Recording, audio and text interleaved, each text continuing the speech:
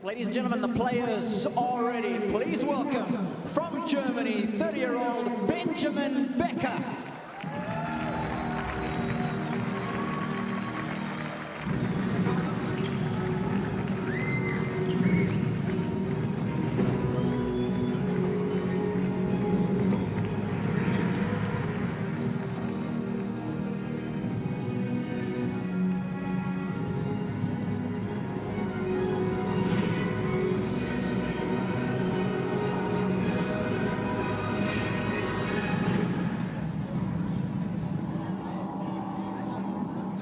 From France, the charismatic Gael Monfils.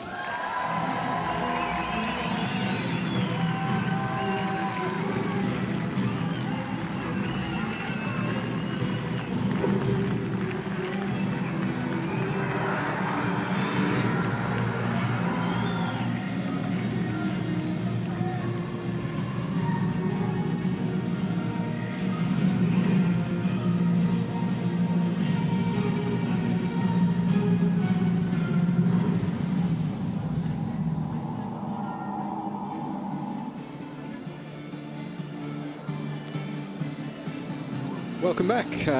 Final match of the day here at the Khalifa International Tennis and Squash Complex here in Doha, the Qatar ExxonMobil Open. Guy McCree in the commentary box alongside Jason Goodall. Starting off this final match, we've already had the big three, top three seeds all through. Contrasting passages really. Jo-Wilfried Tsonga stretched the most. Rafael Nadal looked pretty impressive, hour and a half. And Roger Federer, another hour job. This one a few minutes longer than yesterday, but he was still pretty comfortable. Pushed a little bit. Schemmler stayed with him for a little bit in the second set, but it was pretty routine, if truth be told, in the end for him. Through to the quarterfinals. So this match remaining. Monfils against this man, Benjamin Becker, who's in good form in his opening round match. We also showed you here on the live coverage earlier on in the week. Up against Monfils, coin toss here to take place. Happy New Year. New Year, guys. Everything the same, huh? Any question? If you want to challenge in timely manner, huh? Any questions? Benji. Head, tail. Head. Head for you. Receive. Good match, guys.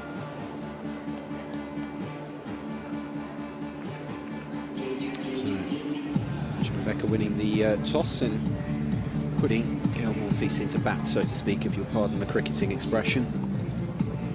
He's knocking up now these two, Monfils and Becker. Final match of the day here on the centre court, looking to complete that last 8 lineup for this year's Qatar ExxonMobil Open.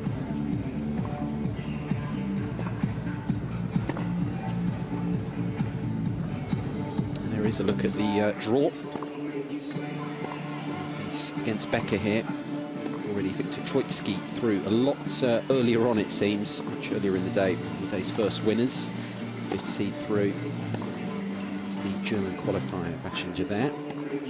Play the winner, Troitsky, of this one in the last 8.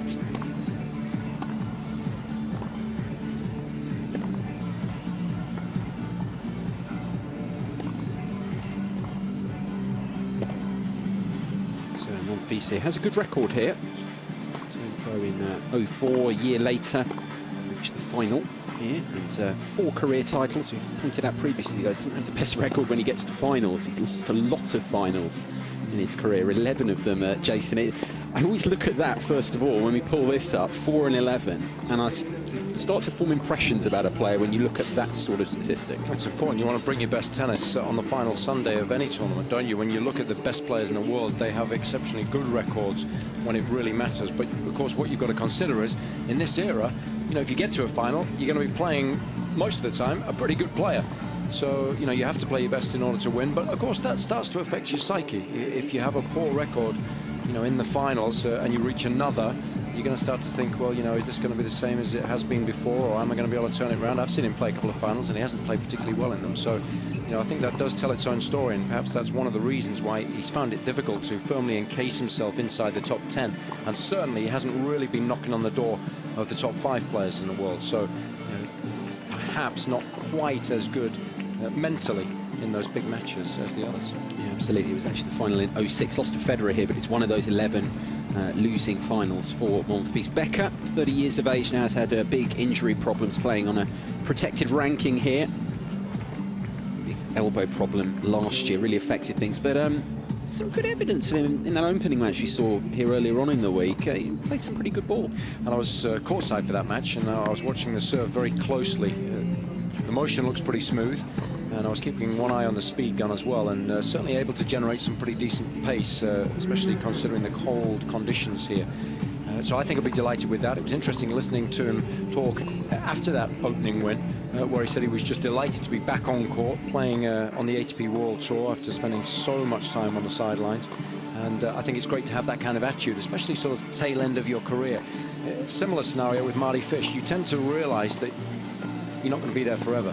You've only got another couple of years or so, you know, let's make the most of it. And I think he's got that attitude now, and as a result, you know, he's fallen back in love with the game, and you see a real enthusiasm when he's out there. He's certainly got the weaponry to be able to hurt anybody. He's had some good wins in his career. He's got a great serve, and as I really say, good snap on that serve. I've always thought really kind of brings through it, really comes through it nicely. Yeah, and I think, you know, when you've got a weapon like that, it doesn't matter who you're up against. If you believe that if you're playing your best tennis, you've got a great chance to win.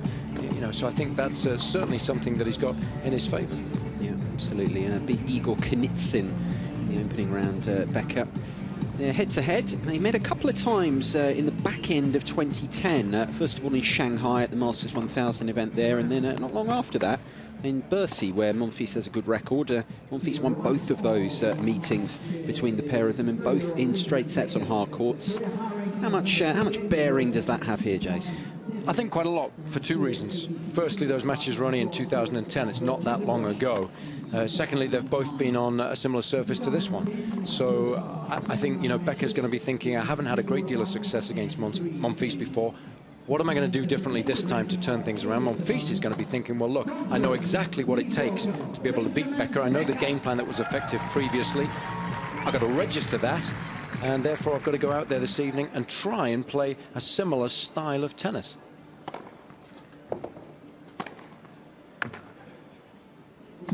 It's worth analysing the head-to-head records, not just simply just looking at a number. Really, that's one of your favourite things, Jason. I think it's great where you break down surface records in head-to-heads and really look into it in a bit more detail. Yeah, even though the court surfaces sort of in the last generation or so have slowed, so there's not as much difference between a grass court, a hard court and a clay court now than there used to be. It's still definitely a factor, so you have to do that. And you have to also take into account, you know, how well a player was playing at that period of time. You know, some players have great seasons, so you know that they're going to have better results at that time, and they might be struggling now, and vice versa. You know, some players mature throughout the course of a season, so the results after that are obviously going to be a little better. So you've got to take all of these things into account rather than just looking at that end number, which too many people do all too frequently. I mean, it's fascinating, isn't it, when you talk about the classic head-to-head record between Federer and Nadal. You know, let's talk about clay. Nadal utterly dominant. You know, let's talk about indoors. Federer utterly dominant. Murray against Ferrer. Ferrer never lost to Murray on a clay court, never beaten him on a hard court until the O2 Arena last year. So, you know, it really is something that you simply have to take into account. Monfils was pretty good the other day, wasn't he, in his first round, but I think emotionally, I mean, it was pretty late, it was cold. He didn't concentrate as well as perhaps he might have done. A little slip up at tail end of the first set, break up, and it allowed the guy back into the match in the second set. That's something I'm looking for an improvement in this evening, and also throughout the course of the season. If he can be a bit more consistent emotionally, he's going to play more consistent tennis, and as a result, get better results.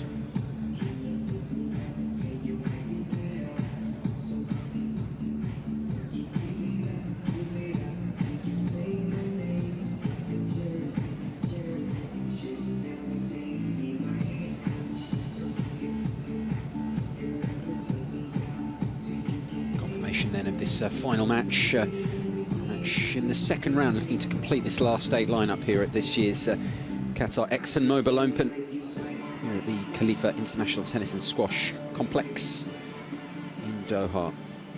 beautifully run event. And the quarter-final lineup soon to be completed. Ready for play, first set. Gael Monfils. Play. Monfils to serve first. He'll hope will be the first of many of those. Opening the ace count immediately.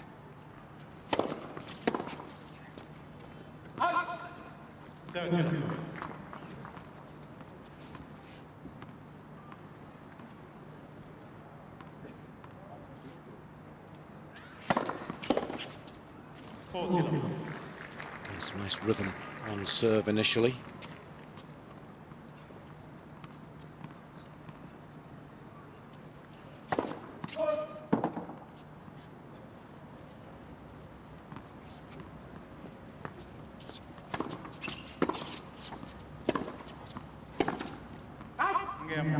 Untroubled there, first up Monfils. That's what he would have wanted.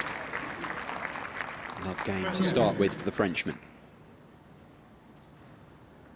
And especially, I think, when you're the last match on, as Monfils was in his first round as well, you've been hanging around all day, you'll try to warm up, but you're never really sure when you're going to actually get out there onto the match court. So doubly important, I always think, to get off to a decent start. Get yourself really involved in the match.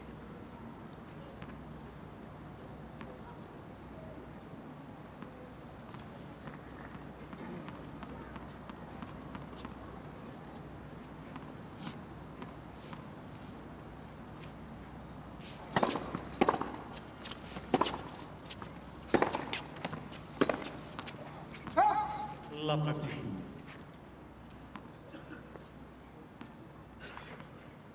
Never good when you lose the first 4, 5, 6 points of a match either. Things can slip away very quickly. You need a decent point here, Becker.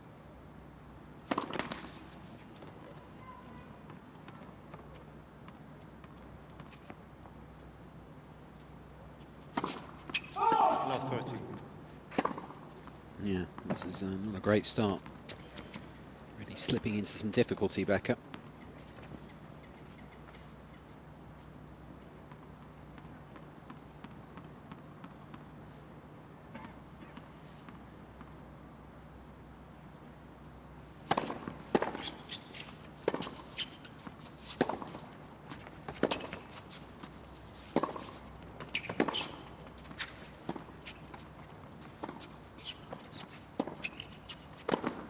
Poor shot selection that for me, Guy. If an opponent comes in up the middle of the court relatively 15, deep, 30.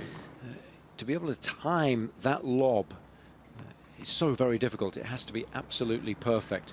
And your opponent hasn't got his nose over the net there at all. So it's doubly difficult. I think there you just rip one at him.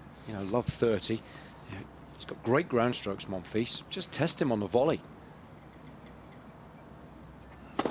Let first serve.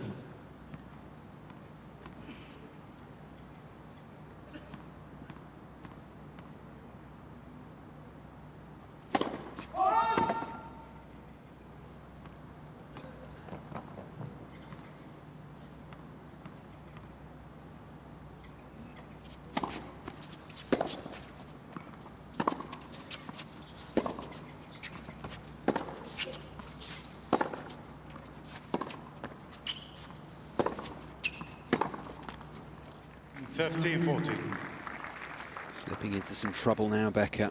The reaction there speaks volumes. Early chances here for Monfils to get the early break of serve.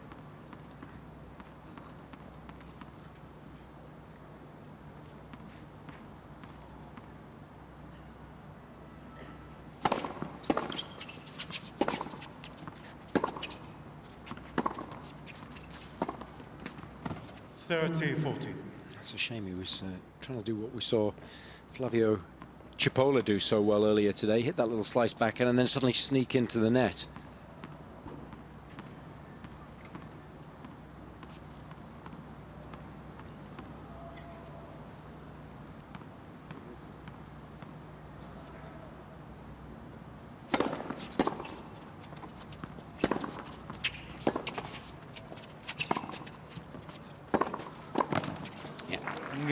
Chances man that time. Good choice of shot. And Monfils does have the early break. And that's what I was talking about, in terms of the approach shot. Not a lot different that. Gave him a little bit more of an angle, but instead of trying a delicate shot, tough conditions, you haven't quite warmed up yet, rip it and see what your opponent's made of when break point down. It worked well. 15. Yeah, we saw Monfils serve and volley quite a bit the other night, didn't we? Which is interesting. Tsonga's talked about needing to be more aggressive this season. He said in his post-match interview with Robbie Koenig today, didn't he, that he's going to try and come in more this season, and perhaps Monfils taking a leaf out of his book. 15 on. It's funny you should say that, actually, because Barry interviewed, Barry Can taking his place courtside at the moment. I remember interviewing him. It's funny we talk about Tsonga and Monfils, two Frenchmen. Actually asked a very similar thing, and Monfils gave a very similar answer. I think it's just a recognition that they do need to do something a bit different and play to their strengths a little bit. These guys should be, with the rest of what they've got in their game, should be getting forward, should be moving inside the court more. He's got a huge wingspan, hasn't he, Monfils? I mean, and he gets in so quickly. He's such a phenomenal athlete. He's got so many gifts. He's got to be tough to pass. Yeah.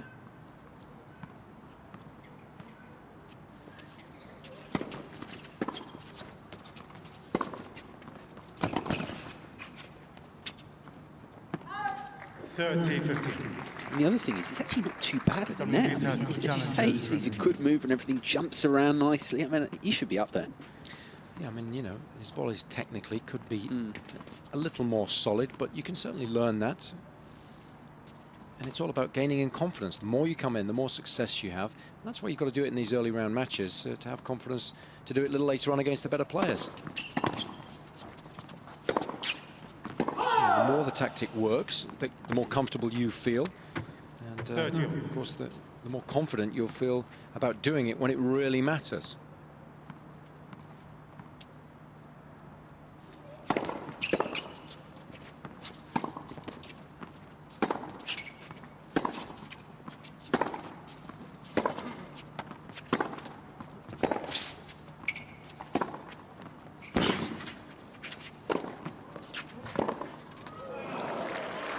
Such a waste, because he read the play so well, and Becker there was in all sorts of trouble after that smash, having not put it away.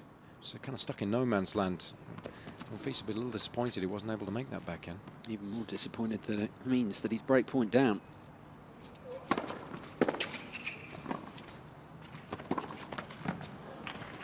That was a chance. But what I liked about the play was it was a great return. Monfils was in trouble, and he didn't panic with the little pickup. Bunting it back to a half-decent length, closing down the angles on the court, and just saying to Becker, well, if you're going to pass me, you got a 6-inch gap to hit into.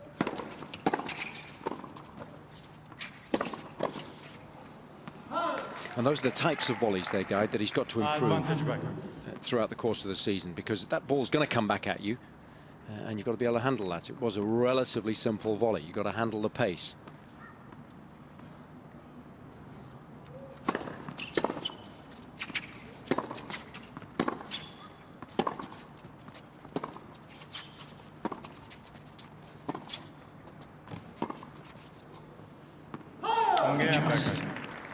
Monfils does surrender his serve for the first time. And it's Becker back on serve at 1-2 early stages of this opening set.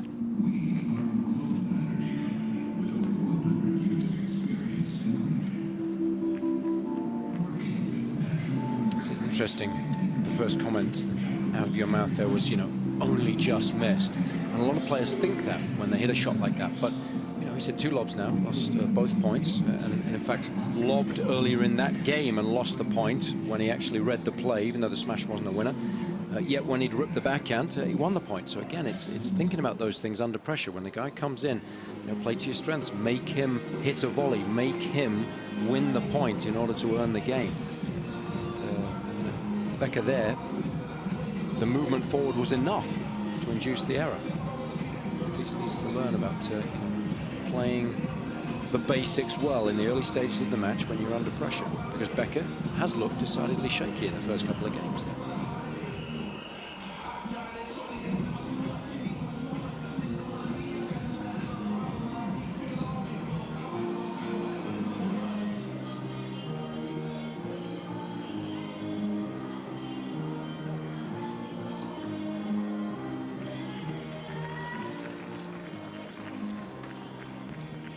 Time. Back on serve then, one break of serve apiece. Monfils out into an early advantage. Becker breaking straight back. So we're at a 2-1 position to the Frenchman on serve, opening set.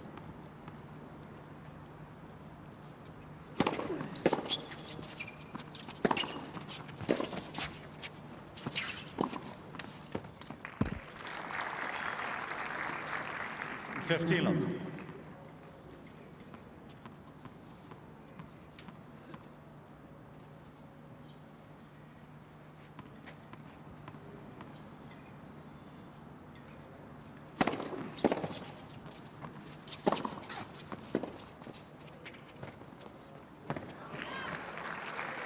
Just enough there. You've got to be careful if your racket actually goes over the net there whilst you're making contact with the ball, you lose the point. So you've got to make sure that you allow the ball to come over the net before making contact with it. He did. And of course you can't touch the net either, so that was a tricky little shot.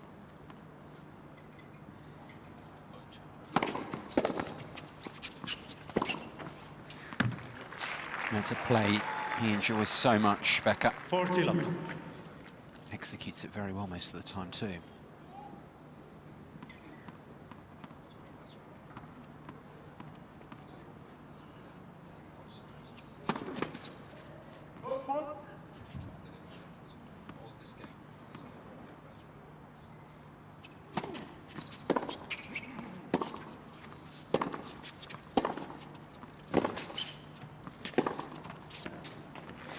Well, we're delighted to say that, given we've been working so hard today, we've been given an upgrade. Instead of Robbie Koenig courtside, it's now Barry Cowan. Barry, what are the conditions down there?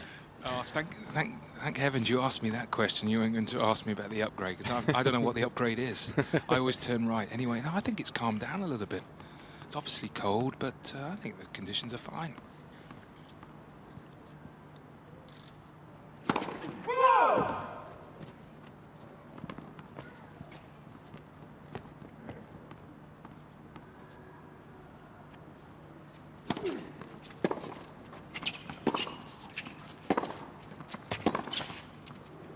Becker. Becker back on terms. That was a beauty. It's a phenomenal shot. You know, it makes a world of a difference, doesn't it, when you're struggling initially and then you just play a couple of decent points and then you can start opening your shoulders. The timing there, absolutely exquisite. And it's always a good tactic to go back behind a quick opponent.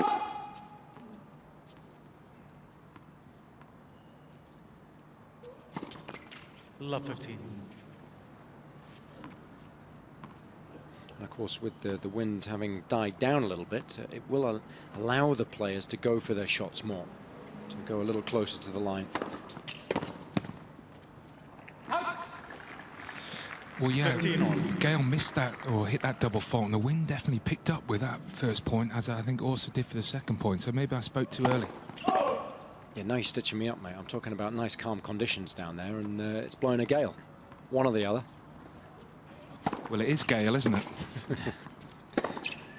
Got a thick jumper on, I hope.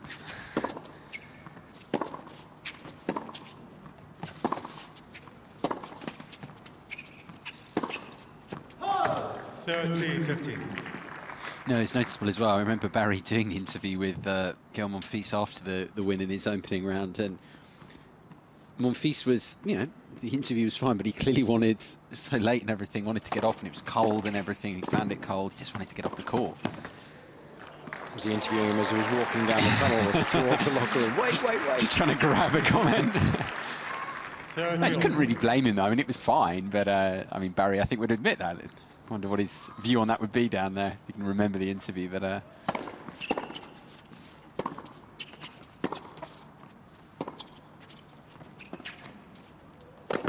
And that's a shot we talked about, discussed earlier on, discussing where it came from originally. A slam dunk smash. Monfils does it as well as anyone.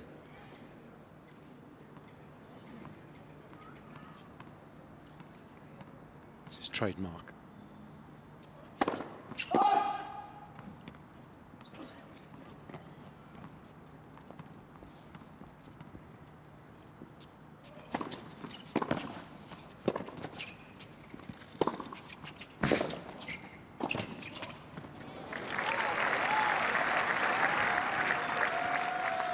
Yeah, I might have to stop play, Jason, and just get my tape measure and see how high he actually got there. Yeah, because you could have got a good 2 or 3, 4 shoe boxes underneath those tennis shoes there, couldn't you? Got some serious elevation.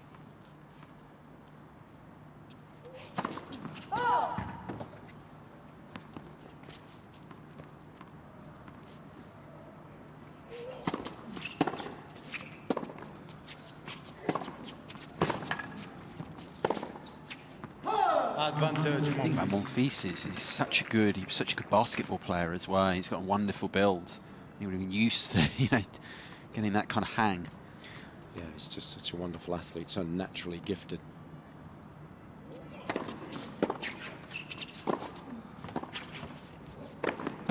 That's very nice indeed. Monfils comes through, holds that service game, Monfils leads inches ahead, 3-2.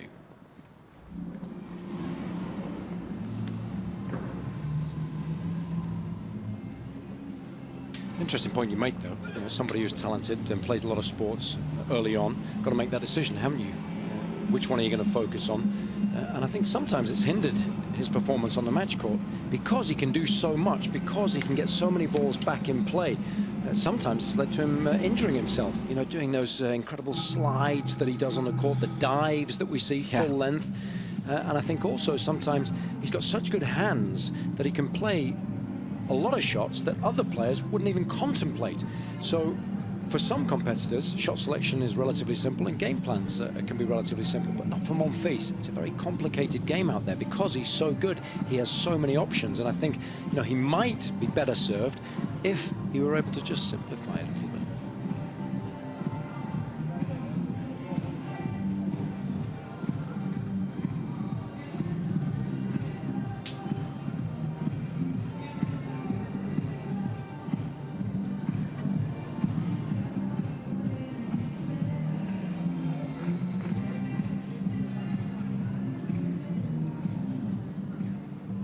Time.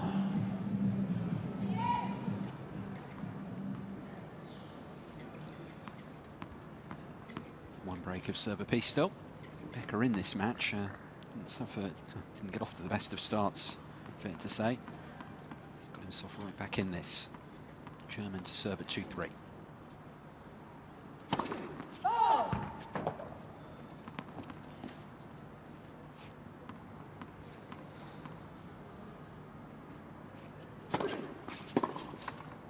15 love.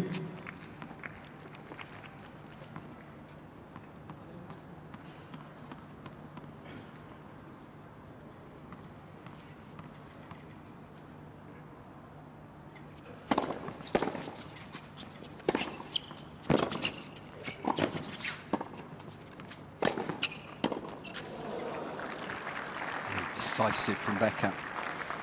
30 love. The thing about Becker is it's just great to see him back. You talked earlier about the fact he's got the focus and everything back because he spent so much time out. Elbow trouble. I mean, I know that's something you personally, problems with when you were playing. Very, very difficult for him. He's done really well to come back. Yeah, and I think especially when you've got a huge serve. I mean, I had problems when I was in my early 20s and still can't serve at all, despite surgery and cortisone injections. So, it's never a given that it's going to clear up, after you've had surgery. And no one likes to go under the knife. So he is fortunate. The motion is relatively simple, but as soon as you start getting problems, and that's your main weapon, that can hurt your emotional outlook as well, lose confidence very quickly. There's nothing worse than stepping up the line, throwing the ball up, and then wondering if your arm's going to hurt when you make contact with the ball. So, I think he'll be, first and foremost, delighted that he's able to get out there, hit the serve hard, because we've seen that all week, and play without pain. So big bonus. Holding serve there very easily, Becker. 15 love. Sidelined for 6 months, the German, last year. Mid-April, wasn't it, to basically the end of the season, back end of the season. Played a couple of challenges, but the season's basically done. And that's a depressing time for an athlete, isn't it? When you're stuck on the sidelines, you've got an injury that you're not necessarily sure is going to get better, definitely, and you're watching everybody else compete week in, week out. It's tough to handle. Very easy to get down on yourself. Let's second set. Very easy, or very important, I think, to keep yourself occupied when that's the case. Try and find another interest and stay fit, stay healthy.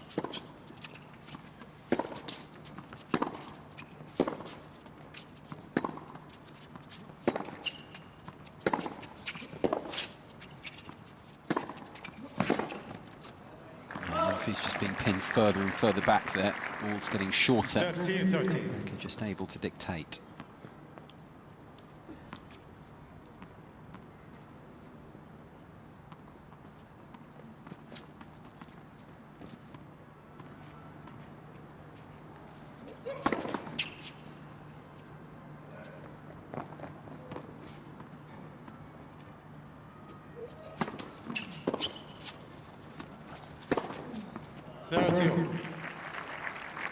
Fighting fire with fire. Both players understanding the need now to raise the level of their games.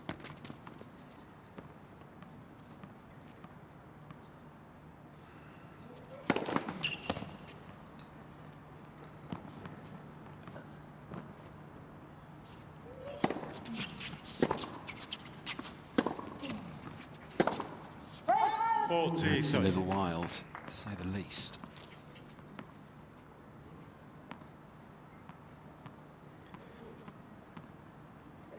Just a little bit anxious on the last 2 points. Becker had a chance at 15-30. Nothing anxious about that one. As you know, Jason, it's so much easier when you're down in the scoreline as opposed to when you feel you've got a chance to make the move and be in the lead. Yeah, and I guess you are going to get a little anxious when you haven't played a lot of matches in the last 7, 8 months.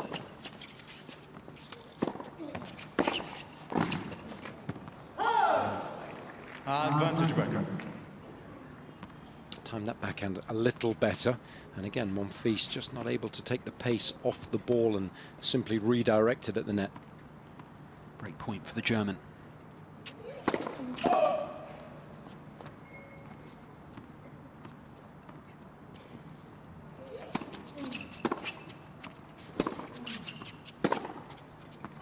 Use. That's cheap, isn't it? Yeah, that forehand there, it can be a weapon, but you know, no good making unforced errors like that when you get good chances at important stages of sets. That's a lot of unforced errors, isn't it? 8. We've only played 7 games.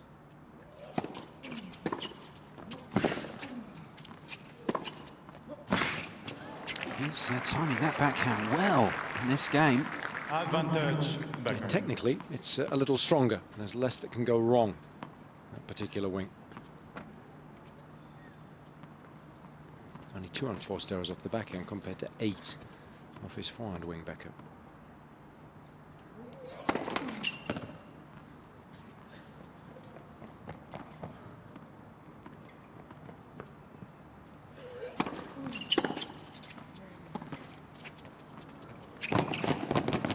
Delicately done, very brave to try it. Use.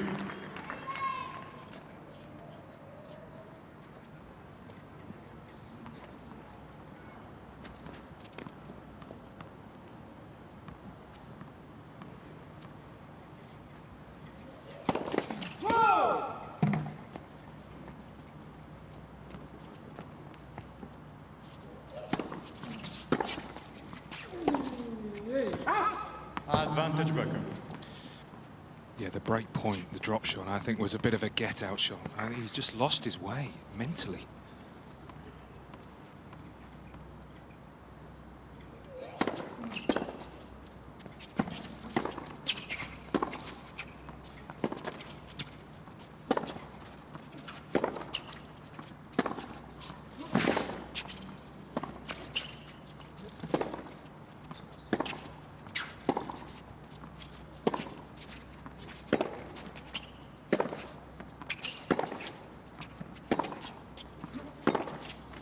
Oh, yeah. Hangs well there. I think Barry's got a point, though, harking back to that. Maybe even a little bit there, not so much. A little bit of desperation is the way it occurred to me, particularly that drop shot. Although it looked really good, he connected with it. And even with that forehand, there was a little bit, he was just going for it, really going out of his comfort zone. I mean, he nailed it. But you've always got to look at the percentages of any given play. You know, how often are you going to be able to make that?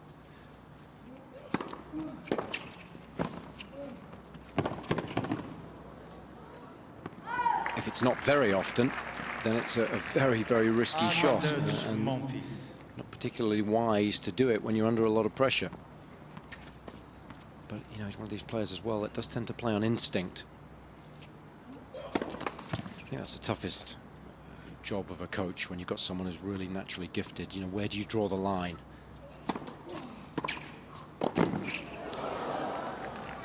as we know, Monfils has been through his fair share of coaches as well. They've really run up against that problem. And I've talked to Roger Rashid at length, who worked with Gael for a number of years now, his current coach with Patrick.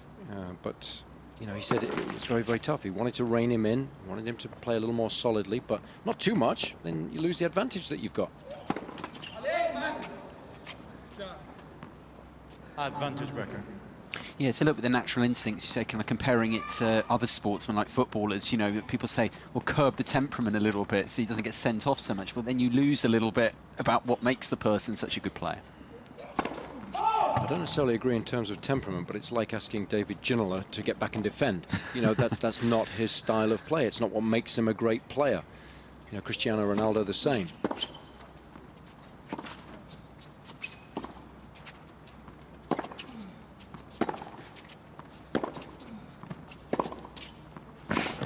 Again, Becker. That's really imposing. Good stuff from Becker there to get the break. Breaks for a second time and now leads 4-3 with the break in this opening set.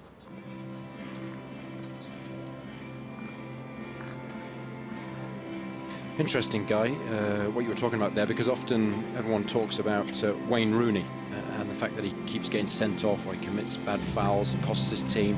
But they say, well, you know, if you reined him in, he wouldn't be such a great player. But I don't agree with that. He's a great competitor, but so is Rafael Nadal. He doesn't get penalty points and break rackets all over the place. I mean, what do you think about that, Barry? I didn't think you were going to ask me that. He's a huge football fan, viewers. Exactly. That's why we're asking him. We both are as well, but Barry particularly. Do you know what was really visible, guys, in at the end of that last game? And I say that You're not ducking my question, are you? Come on, answer it, Barry. Well, actually, I wasn't listening. That's a whole different ball game. No, I was actually going to talk about Gael, and I was saying that I felt he was starting to be on a bit of a downer. But I think when he loses a bit of intensity, I think his serve drops a little bit. He missed quite a few first serves in that last game. He takes a little bit of pace off his ground shots as well. So I do expect him to come back at the beginning of this next game.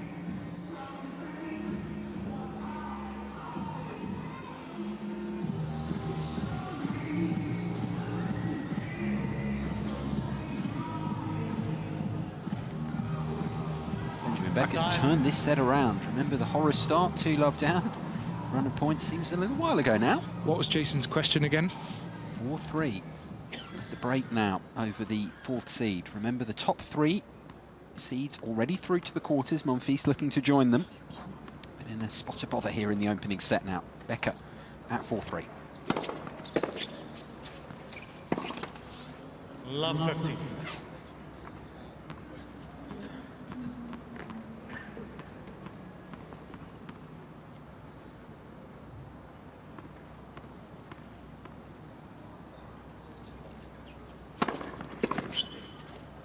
Oh, 15 on.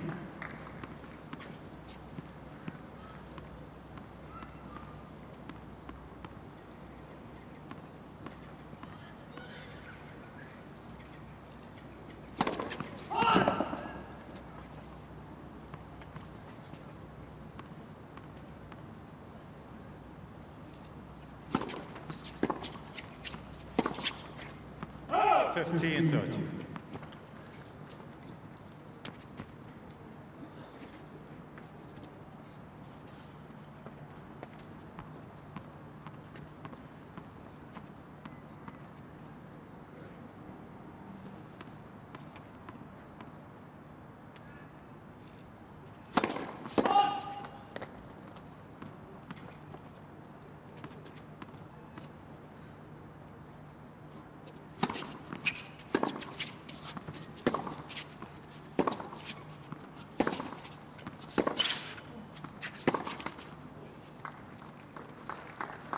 15-40. It's an interesting one, isn't it, when Monfils goes cross-court there. Becker, I think, probably a little more solid off the backhand, but he could do more damage with the forehand. But also, you know, he's got the ability to make more unforced errors off that wing as well, so he's got to be careful. He's got to get the balance right. Break back points for Monfils.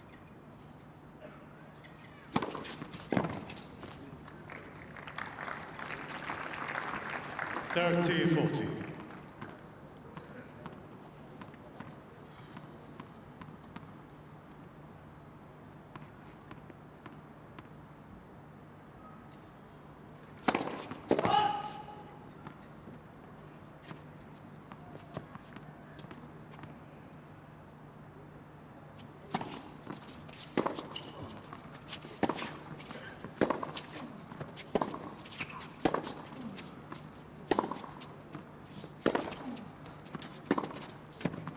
Gael Monfils.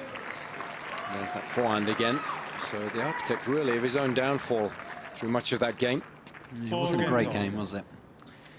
Back on serve once again.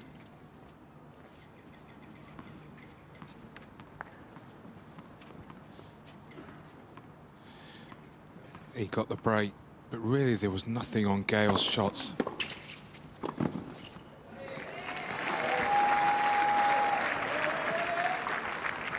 $15.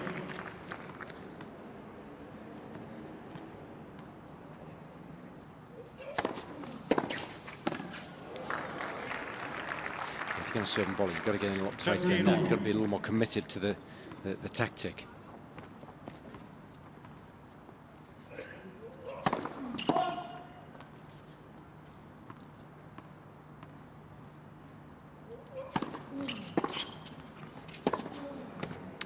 Superb. And I suppose it's just drumming into, because again, it's back to the fact he wants to move forward more, but naturally he's quite stubborn in his play, wants to hang back. And it's, as you say, if you're going to do that, you've got to commit. You can't be kind of caught halfway, because that really is no man's land.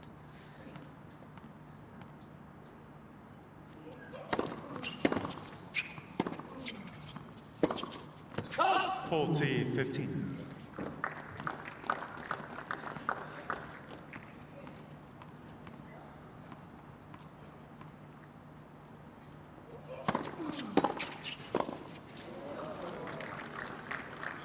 $40-30.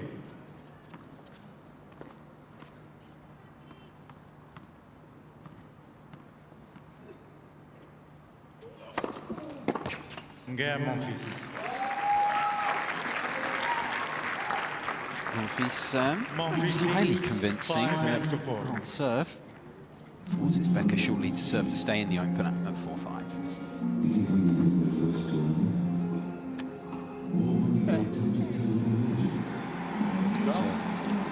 A good effort. 4-3 down. He lost his way a little bit, hadn't he, in this opening set, but rectified the situation.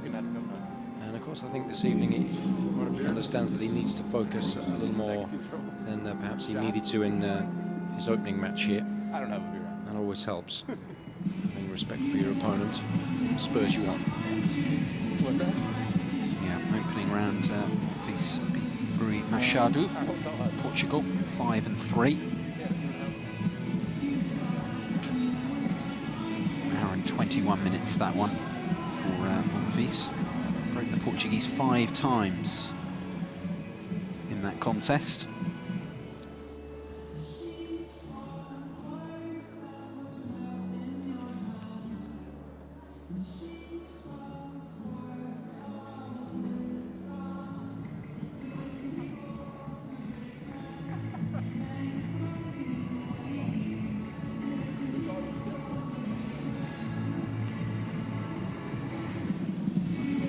Well, guys, it's a real test now, isn't it? This game coming up for Benjamin Becker's forehand. He's missed a few, whereas at 12 unforced errors, he's lost the last couple of games. Will he still have the confidence to go after it?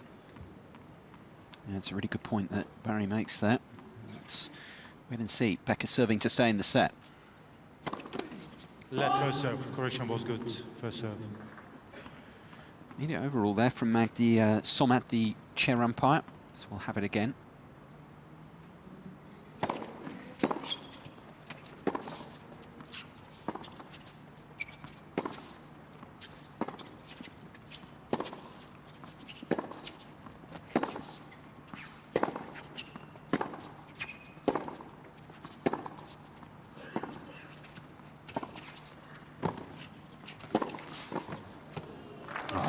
That's wonderful from Monfils. A lot more purpose and just conviction around the chords there, Jason. Yeah, nice movement to close down the angles well, and also just took a bit of pace off the ground strokes of Becker's and just used the court well. You know, put the ball in the spaces and let them help you.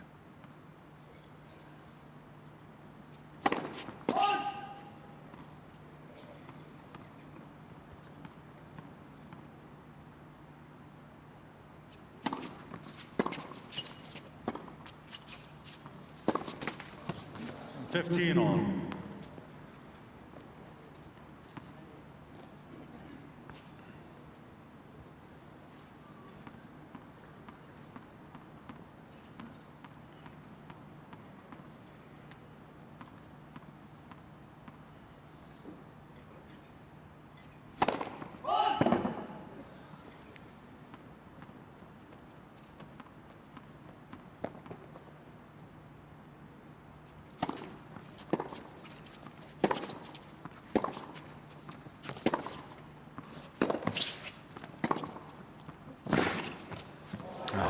Set. That's a magnificent shot. So many players in this day and age are so good at hitting that backhand with an open stance, as Monfils did there, sliding at the same time as well. Visions of Djokovic doing that too. Murray as well. Phenomenal shot.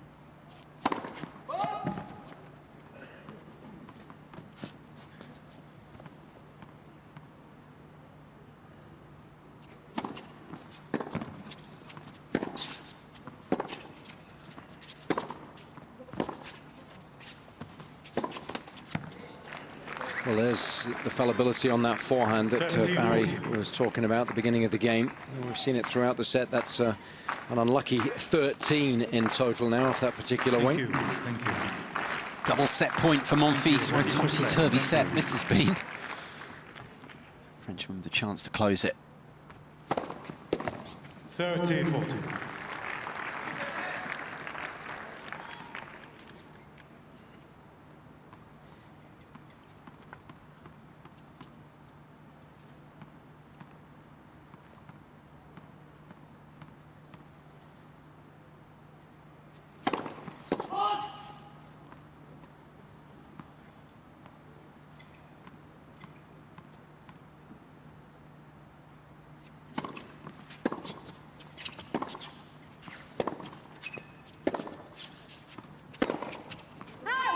It's just missed, hasn't it?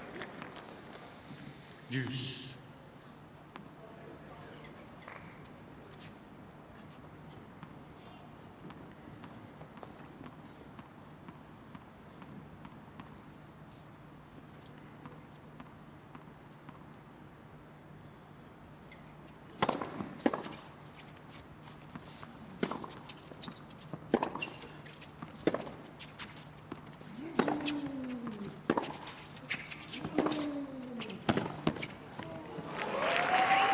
Up another break point though, Monfils. Pressurising Becker. Advantage Monfils.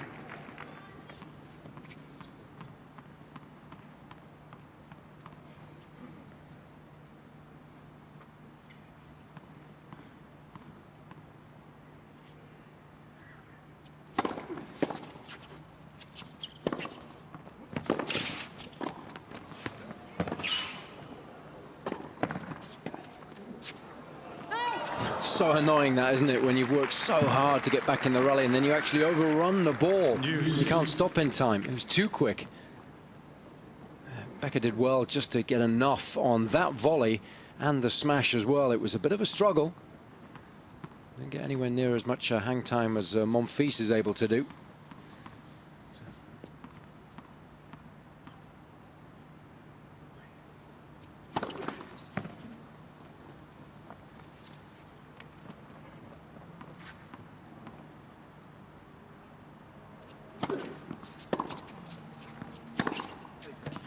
Advantage Monfils. It's so wild, that shot.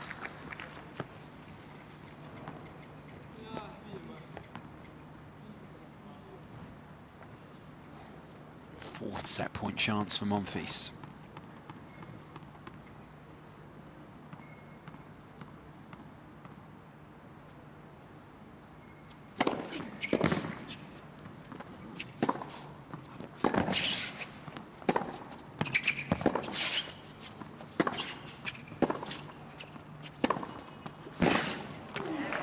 plays that superbly, Becker. Plays the point really well under big pressure.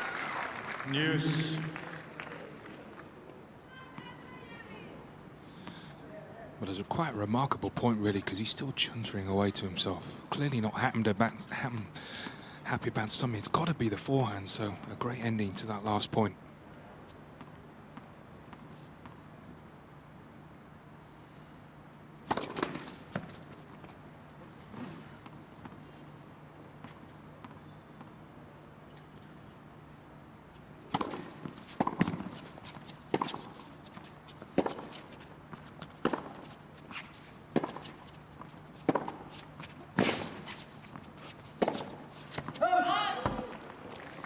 That one a little too risky. Never quite got himself into a decent position there, but he's going to continue to go for it, and it's been a hit or miss affair, hasn't it? That's been the difference between these two in this opening set, just the quality of that forehand.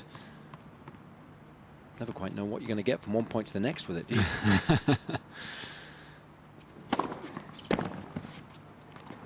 News. Well, for a moment, that might dribble over.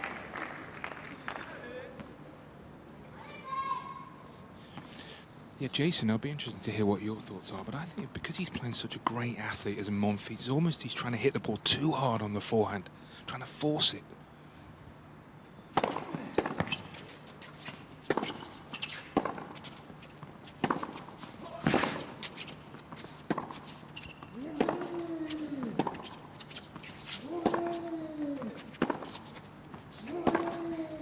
Oh, it's a wonderful shot.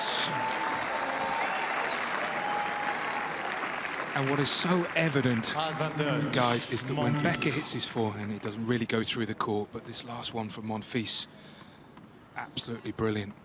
Big difference in pace. Another set point. Spoke too soon, Barry. Yeah, that's more like it, but it's an excellent point that Barry makes courtside, because the last thing you want to be doing down there on the court is forcing each and every shot, trying to muscle it, and then you can't get any pace at all. It's all about timing, which you see from Monfils, because he's got such a loose arm in his shots. And that often happens when you're up against someone who moves very well. You always think, well, they've got a great chance of getting the ball back in place, so I've got to go close to the line, I've got to hit the ball harder, I've got to generate more pace. And often, as a result, that means you make more unforced errors.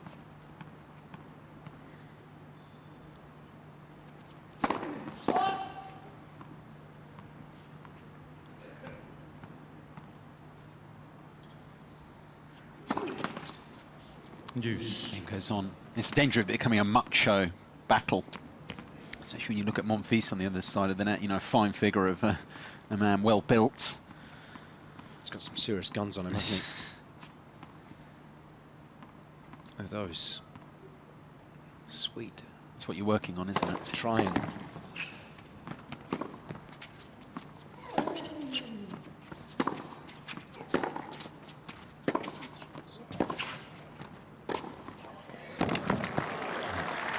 It's all about genetics, actually, to an extent. Don't tell me that.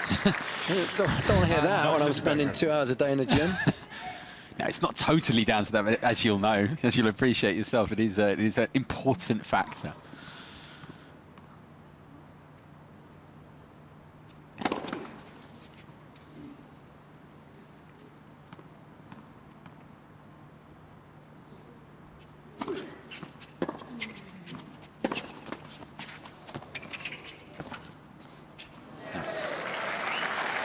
I'm surprised Becker didn't anticipate that, because you could see when Monfils was actually moving up to the ball with the footwork and the preparation that he was going to hit the little drop shot there.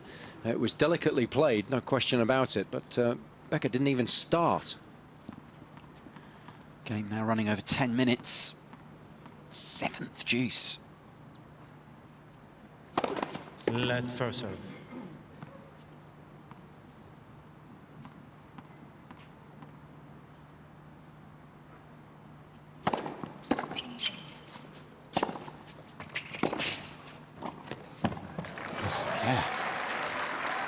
Shades of Jo-Wilfried Songa there. It's a lovely combination of shots, and Becker. certainly the approach there, not muscled at all. Sweetly timed, not trying to hit it too hard or too close to the line, setting himself up nicely for the volley.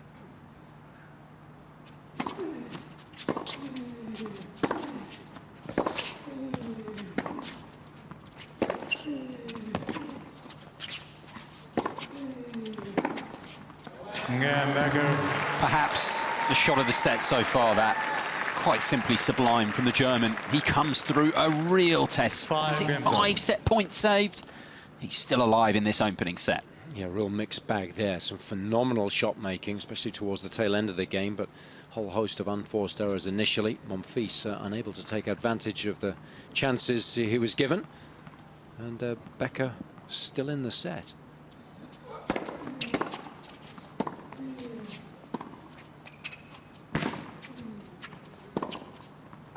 $15 love. It's important in this game for Monfils to put the chances that he had. 6 set points, I think it was in that previous game. 6 indeed, wow. Yeah, put it to the back of his mind. And just focus on getting a decent service game here under his belt. Out. 30 love.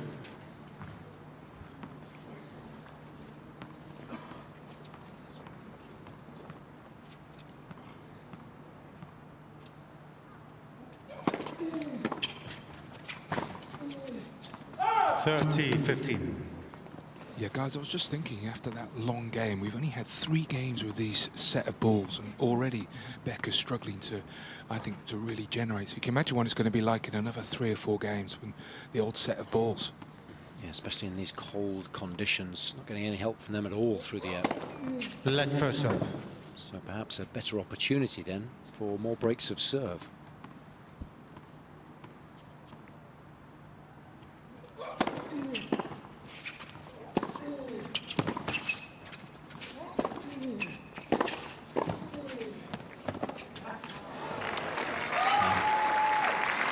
Bad news for Becker, that. Previous shot was really well timed. 40-15. 17 degrees is what they've got on the scoreboard, but I tell you what, mate, it's been stuck at that for the last 3 or 4 hours. I think it's a little cooler. The system's broken down, the thermometer. Again, Monfils. Now, that's the kind of command at the net, the volleying that Monfils fans will want to Monfils see. leads 6 games. Not just here, but going 2-5. forward as well. Old serve, 6-5 the lead now for the Frenchman.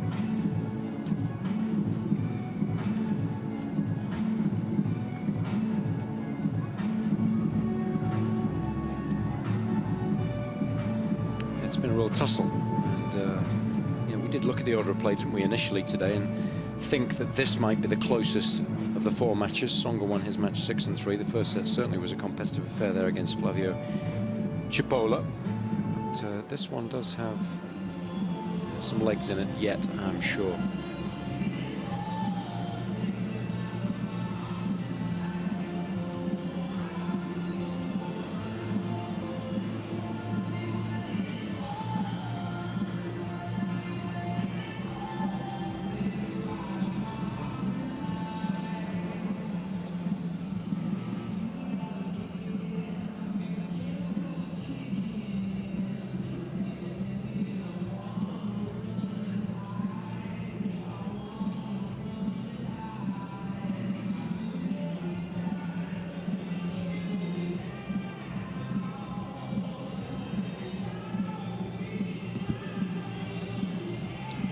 Time. Here we are then, business end of the set, deep into the evening now. 5-10 here in Doha.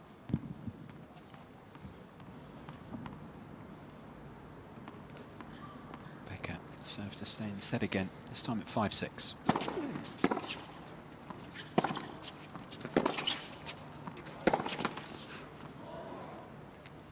Love 15. No lack of commitment there in the shot. Just doesn't have the feel on that, really. Very hit and miss.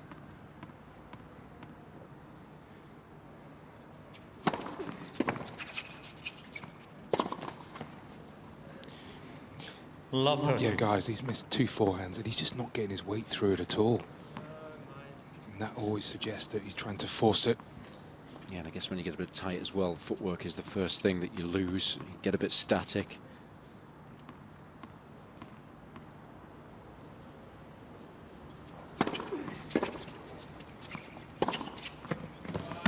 Nothing wrong with that one.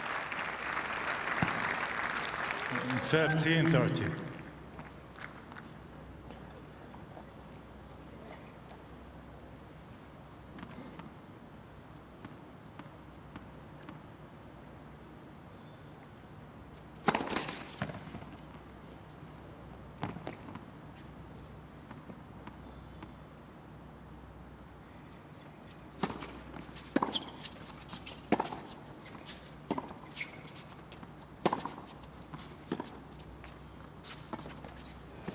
It's terrible. You know, when you haven't played that many matches, you do tend to panic a little bit when it gets tight, and he just wanted to end the point. He wanted to win it somehow, but certainly that wasn't the shot to try and do that.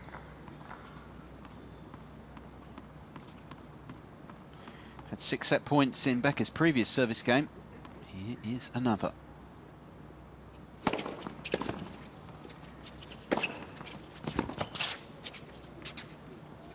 Oh. 30-40.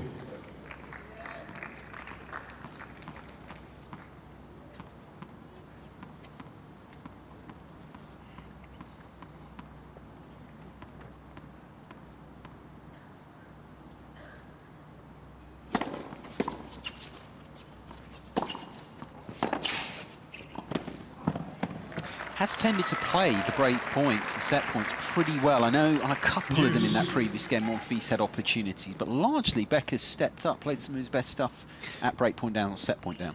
But as Barry rightly suggested earlier, you know, it's much easier to do that when you're down in the game than it is when you're actually up.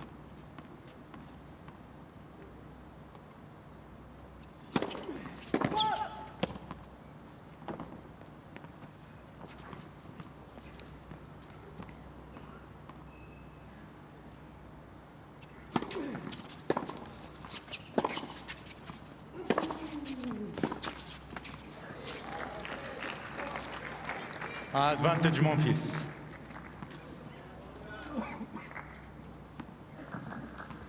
Really making hard work of this, Monfils. You lose the set automatically, don't you, if you squander 10 set points? Anything in double figures.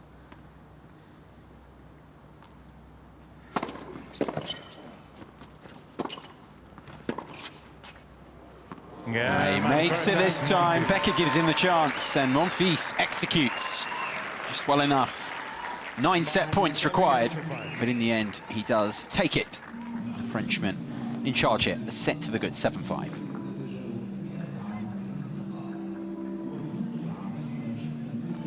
Yeah, entertaining set of tennis. Bit of a mixed bag, though, wasn't it? Becker trying to dictate play all the time, having all sorts of problems with his forehand in particular. Let's take a look at the total number of unforced errors. That's 27, but of course 20 of those came off that particular wing. Had a lot of success when moving forwards, but too often when it really mattered at the tail end of the set, missed the forehand early on in the rally on the approach shot, which then would have allowed him to move forwards. Monfils really just trying to get balls back in play and hope that Becker missed. And it'll be a little disappointing because, of course, Becker had a break at 4-3 midway through the set, wasn't able to make the most of that after a shaky start. So, you know, very up and down. Neither guy playing their best tennis, but Monfils just a little steadier when it really mattered. And that's what made the difference between the two.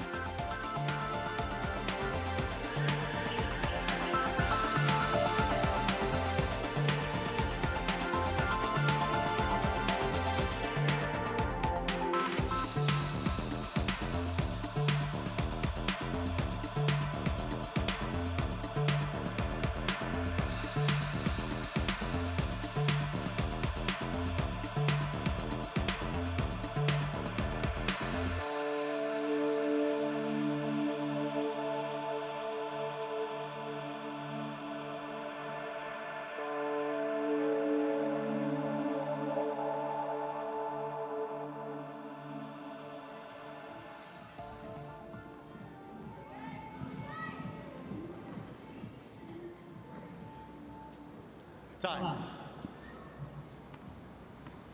Second set, Monfils to serve. Monfils set to the good then. Made hard work of it. That has to be said, but got done.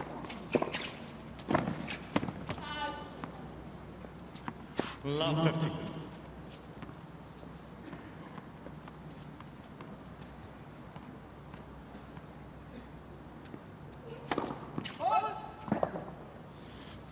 Well, as Monfils missed that volley, you should have seen the reaction of his coach, head in his hands. Can't believe it.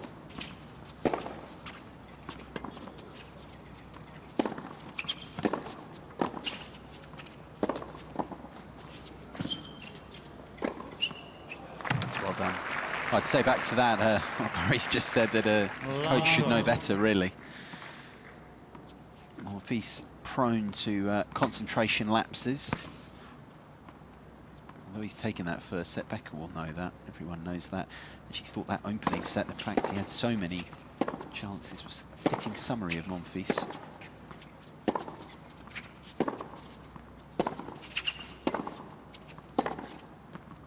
Fifteen, 30.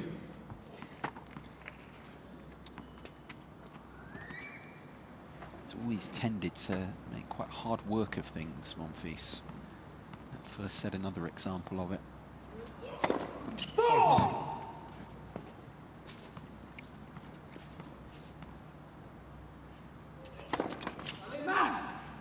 15, 14. Definitely the concentration lapsing here. Not the first time we've seen this. And Becker, well, he's being maybe being given a gift here. 2 break points.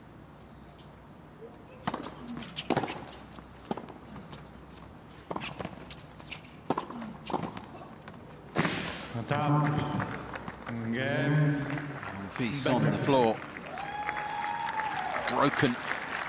Becker gets the start he would have wanted to set number 2 as he looks to get back in the match. Second set. Yeah, it's an interesting one, isn't it? When you talk about concentration, it's a gift. Some people naturally concentrate better than others, but it's something that you can also practice as well. You don't go out on the court there and just practice your forehands, your backhands, your patterns of play. Yeah, you've got to practice the ability to concentrate and focus on the job at hand, you know, for long periods of time. And it is certainly something that's blighted Monfils' career since day one, really, when he started to play professionally.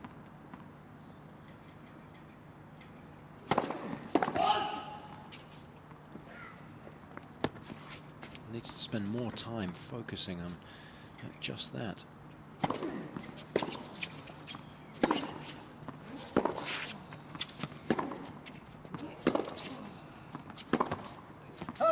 Love 15. You know, every day that Nadal goes out onto the practice court, he is fully focused. And so no surprise, really, when he steps out onto the match court, that he's able to do that for long periods of time and not get distracted. Hey! 15 on.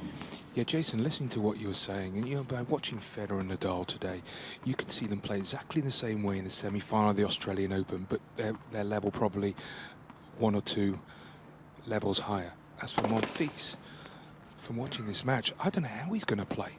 What type of tennis is he going to do? Is he going to come forward? Is he going to stay back? Who knows, Barry? Yeah, it's hard to predict, isn't it? So he's not able to build momentum.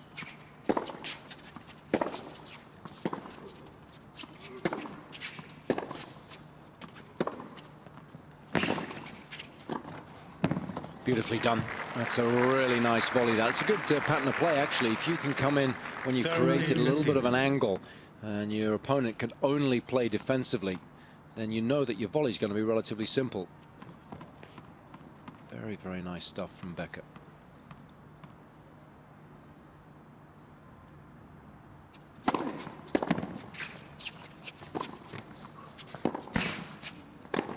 Yeah, that's good stuff. It's an interesting point, isn't it, when you talk about concentration. And, you know, you're only going to get confidence from your ability to go out there and do something over and over again. It's that saying that the boxers have: train hard, fight easy. Game Becker. That's a super quote. It really does apply here. Becker leads 2 games to love. Becker wraps up that service game. And he's back in this, but you've got to say Monfils has let him back in.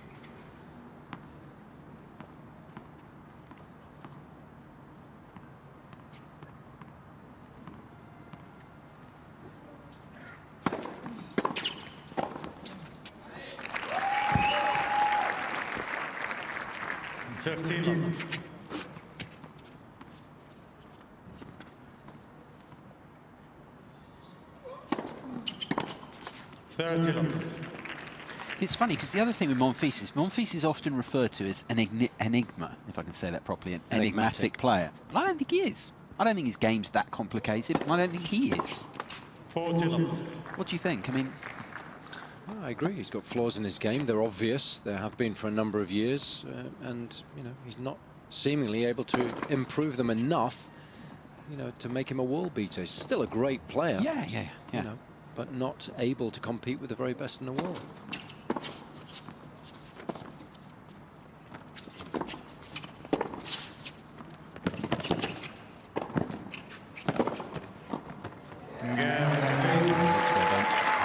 A little bit better love holds. Becker He's done a few moments ago, and that's what he's going to have to try and retrieve. Becker's still a break up in this second set.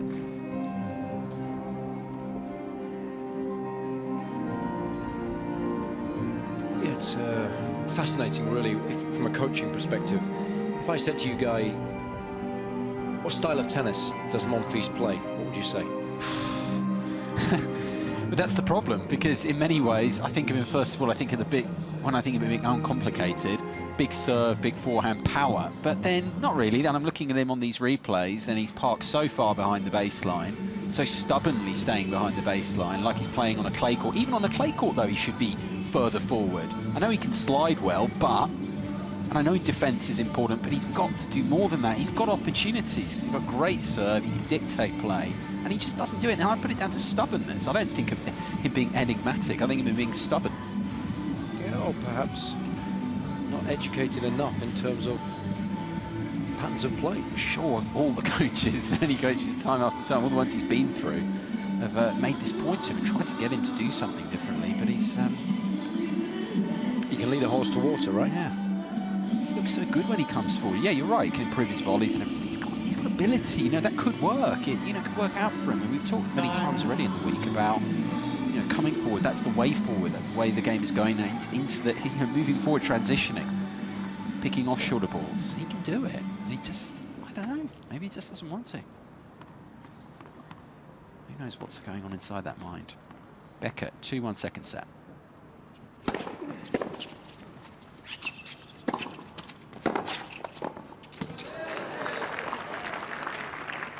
Love 15.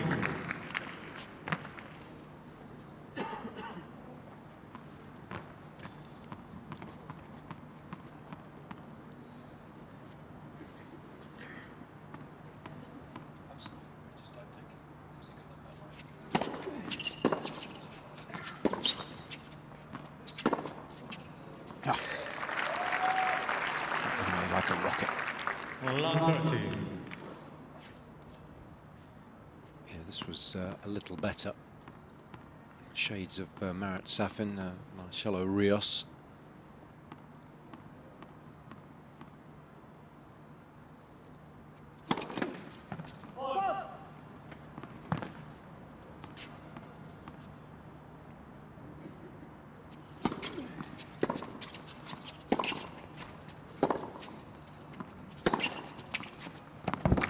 Right on the line. Monfils taking another look at it, but pretty sure that's caught. Well, that's landed on the line.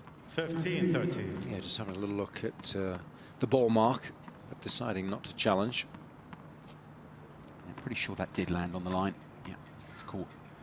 It was even a bit better than that plumb on, but...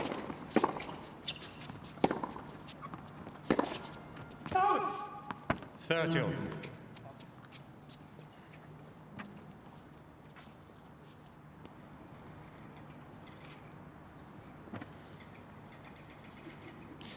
Well, guys, there's definitely a big improvement in terms of his intensity in this game from Gael Monfils. He wants to break back.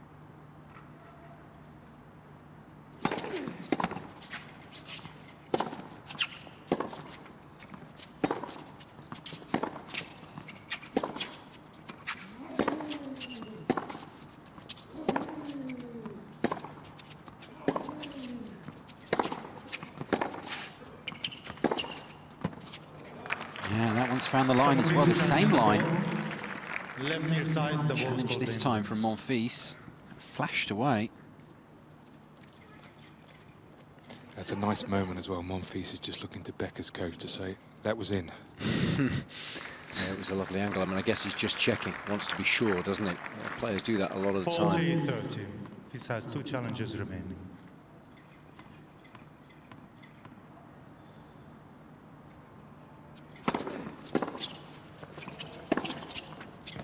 Gael Becker. Might have wanted to break serve and right back. The fact is, he's dug himself a hole. Please. It's not as easy as that. You can't just switch it on. No, and I tell you what, the Becker forehand's been a leads lot better in the 3 second games set, to hasn't 1. it, than it was in the first. Only 2 unforced errors off that particular wing in this set. Remember, there was 20 in the opening set, so he's done a good job of tidying up his game. And another point to make about that challenge there is, you know, often people say, oh, you know, the players have only got 30% of the challenges right today, or so-and-so only gets 20% of the challenges right. They don't always challenge when they think the ball was definitely out. They just do so just to be sure. I mean, Monfils knew that was in, just wanted confirmation.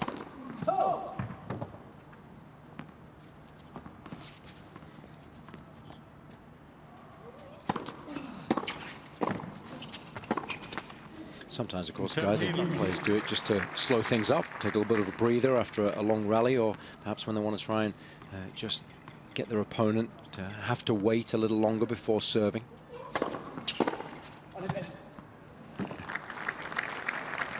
It's the instant return, instant quality. And Roger Federer sometimes just uses them up. I think he knows that a ball's good, but he's just frustrated, just throws away a challenge. Yeah, I think he just looks for computer errors.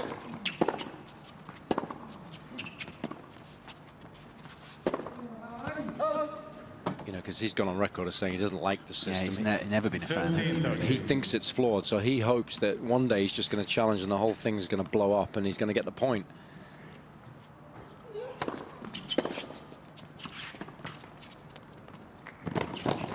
It's good enough. You know, these critics of technology, there are always a few of them, aren't there? I mean, if you think in cricketing circles, the Indian cricket team not using the decision review system, very similar to this, similar technologies. Exactly the same technology, in fact, same company. They choose not to employ it in their series, because of course both teams have to agree. Yeah, which is strange, isn't it? You don't get that at all.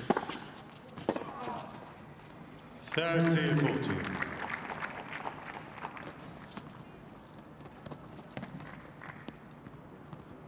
What a chance this is for Becker. Already a break up. News.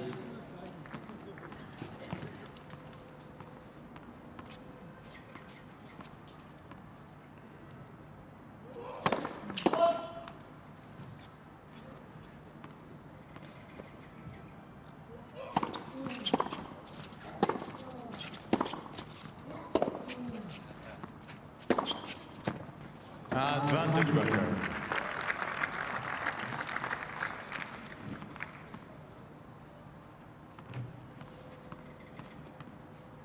Second break point of the game for Becker.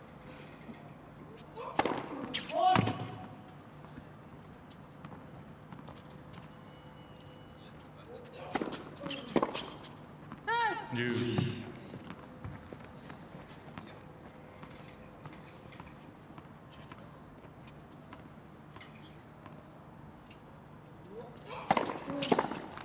Advantage Monfils.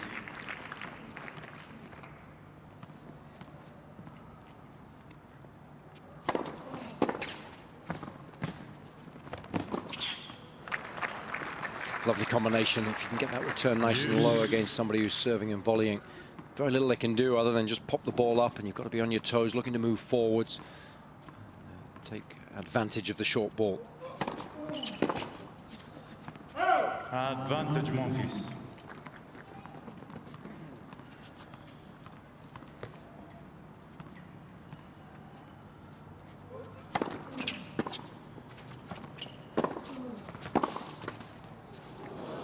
It's very fortunate there.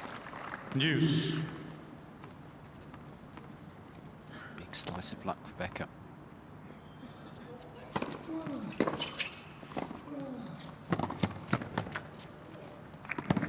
Advantage Monfils.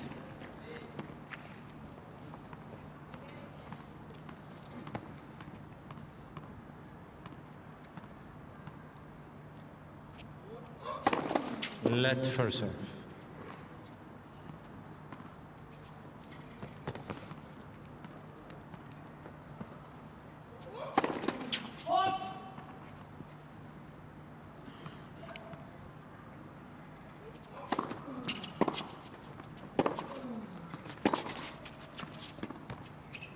Gael Monfils.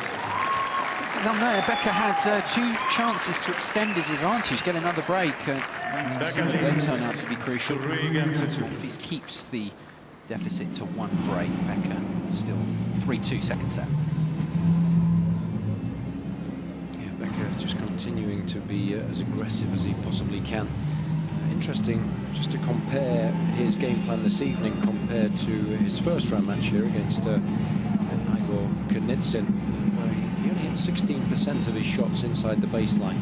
He was trying to be consistent, first match of the year, so you've got to sort of find your form. But today, much more aggressive. 39% of his shots have been hit inside the baseline. So looking to move forwards all the time, and many more points have been played in the forecourt. He's won 17 of 22 points when surging forwards. And of course, I think against Monfils, he realizes that he has to be a little more aggressive than he did against Knizin, who couldn't really hurt him from the back of the court. So he's done his homework, sensible game plan, and he's been able to execute it relatively well. It was just the forehand, those unforced errors that killed him in the opening set, but he's done a good job in the second set of tidying his game up nicely in that regard.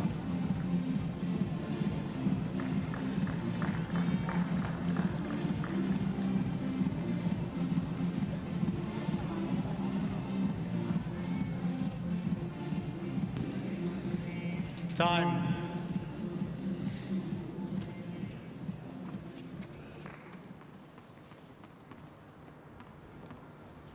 Still a break up in the second set, Becker, but he had chances for a second one. 3-2.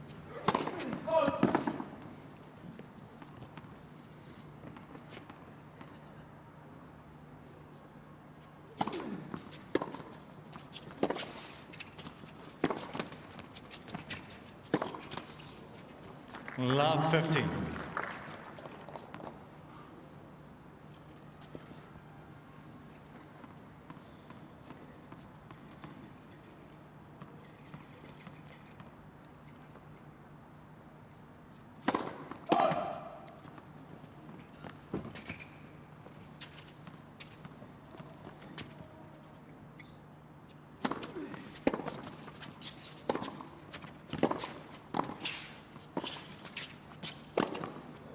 It's commanding. 15 on. Well, again, when Becker comes forward, Monfils preferring to hit that lob. It's amazing, guys, how many times he goes for the lob when his opponent's at the net.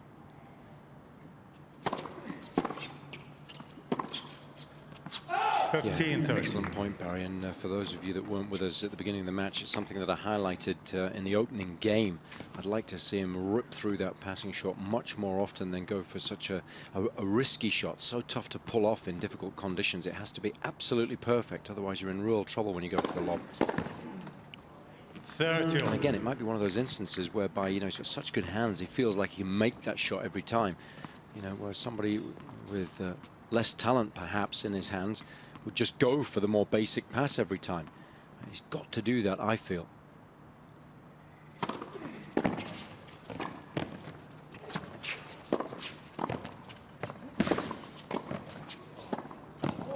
Going for the passing shots that time, and Monfils breaks through with the third one.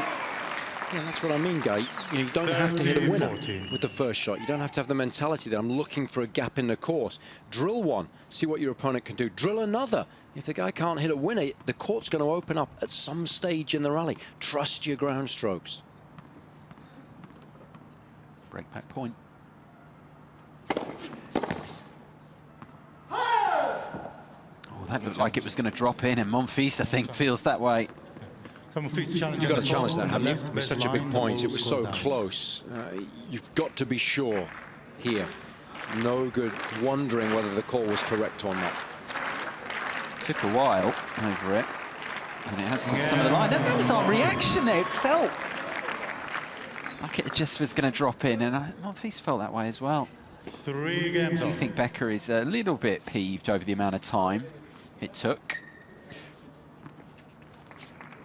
Well, I think, you know, he just had no play on the ball anyway, so not a lot he could do in that regard. But a better game from Monfils, set up by the penultimate point, which I really liked.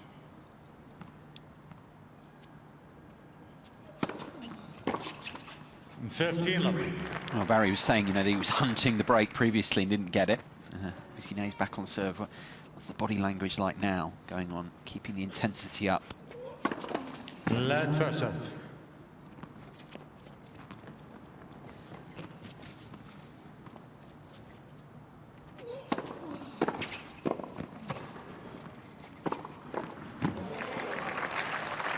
Physical shots at Monfils, Becker there. 15 on. Yeah, there's a lot of pace on these two backhands. Monfils did well to dig the first one out. No chance on the second.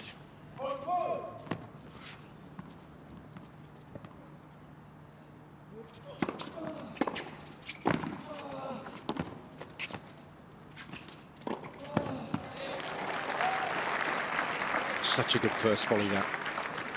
30-15. Anything that you can get that close to the baseline has got to give you an excellent chance of eventually winning the point.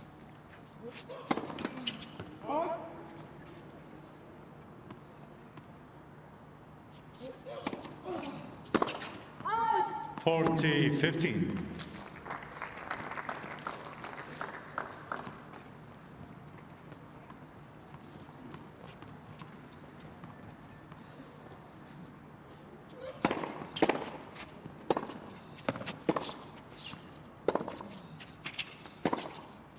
Yeah, Monfils.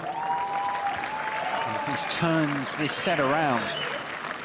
And break down to lead on serve now. Sense here the platform to get this done in straight sets. Let's see, leading by a set and 4-3 now.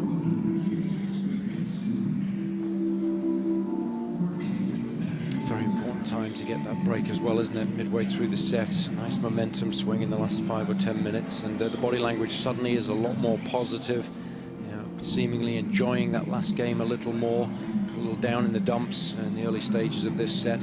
I was just surprised, Guy, we were talking about the nice reactions at the end of Becker's service game, to see him smiling.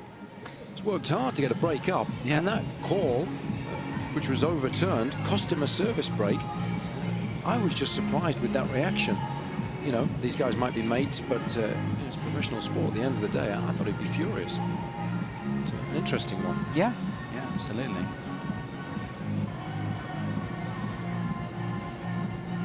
I don't think you would have seen Jimmy Connors or Rafael Nadal laughing on that point. We discussed this very thing, didn't we, yesterday? About the niceness, basically, in modern sport.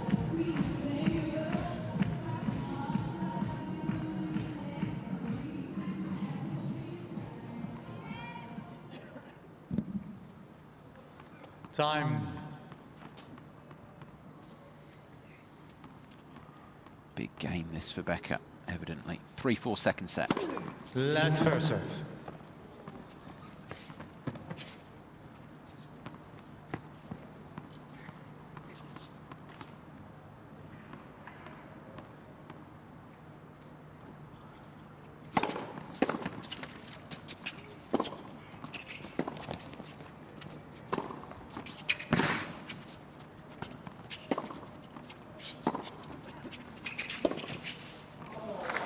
In, but completely outfoxed.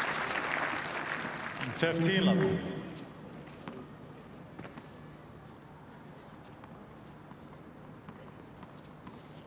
Becker didn't have to wait long for Monfils to make his move there. Committed really early.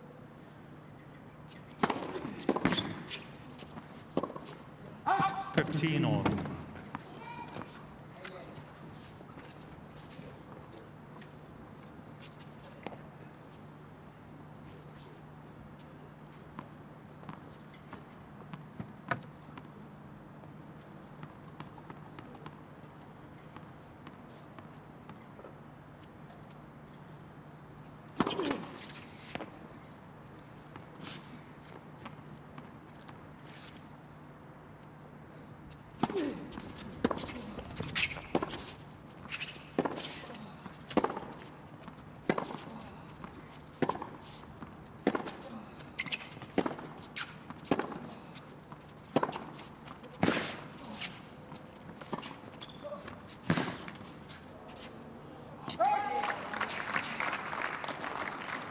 $30-15.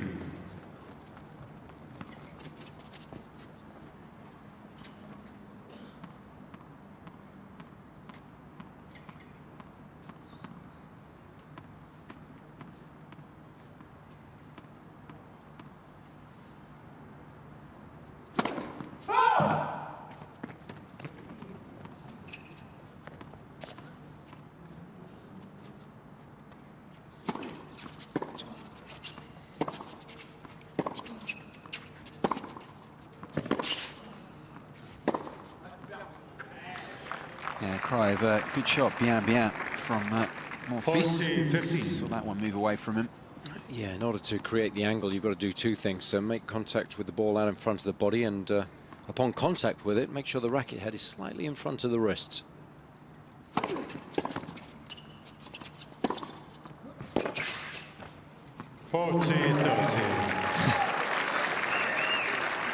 Monfils has made it. Yeah, and by some margin as well, relatively speaking. It was a good dig, just lost his balance a little bit, but I mean, Becker left that, there's no question about it. That was an error in judgment.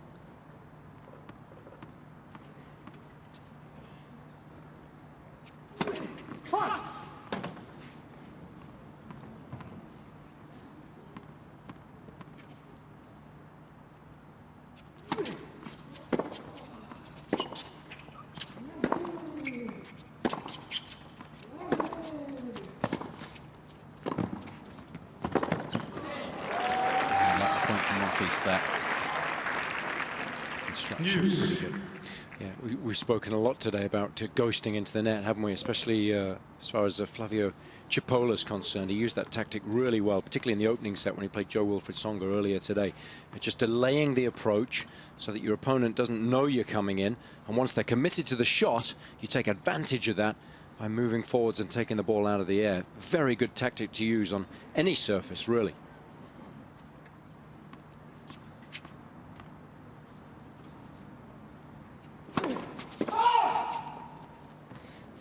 He's in trouble here. Yeah, to go over and keel over. We saw him going at his shoe at the end of the previous point. I don't know whether the knees buckled on him here, but he looks in pain. Need to go down to Barry Cowan courtside, don't we, really? See if he got a closer look at that, Barry. Yeah, I had a really good view of that, and he didn't go over on his ankle at all. It was just when he put his weight on the floor, it just seemed to give way. This is worrying times, I think, for Monfils. What do you think, the knee, Barry? I think it's the foot. I think it happened when he had that pass at 40-15. Well, he seems to be or is it the motioning knee? towards his knee. Yeah. Well, he's permanently taped up, permanently has supports. Seen that over Sometimes it can happen when you feel you don't want to put any pressure on your foot, and actually your knee just gives way. Yeah, he's got those straps on there for the protection of the patella tendon. Keep it in the right position. But he looks in serious pain here. Let's take a closer look at it. I mean, it was a strange shot.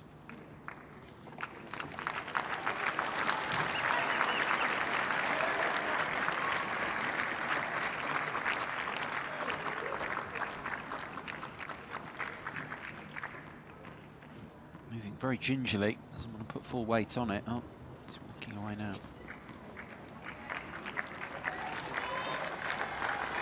Seems to be okay. That was the serve there. It was just a very, very strange movement, wasn't it? Something might have just clicked out of place and might be back in place at the moment. He's given the thumbs up to Becker. Let's hope he's okay. He's going to be moving a bit gingerly, that's for sure. Let first serve.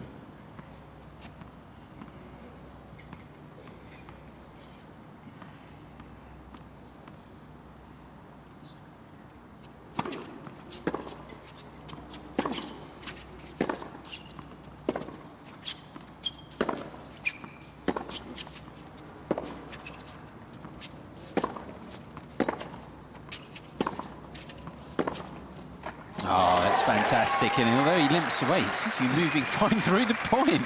Maybe he is called the Enigma, I don't know. Maybe it is a decent term to describe the Frenchman. I tell you what, if he can come off with a shot like that when he's hobbled, then he's some athlete. But, no problems really there at all in terms of the movement when setting up to play the shot. Point. Well saved, though. His first ace of this second set. Indeed, first ace of the match for Becker. Great time to deliver it.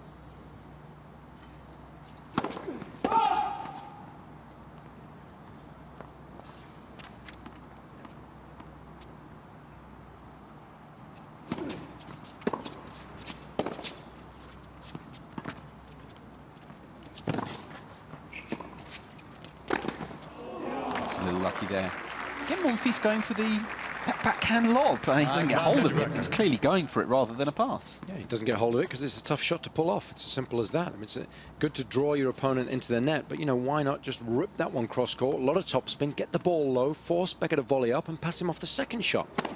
Let first serve. He's gone with that lob at least half a dozen times today and not won any of the points with it. Those are the types of things you have to log whilst the match is ongoing and then fine-tune your game as a result.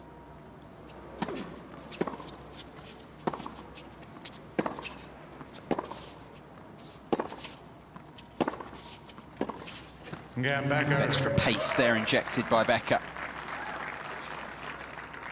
Comes through that real test. 4 games over.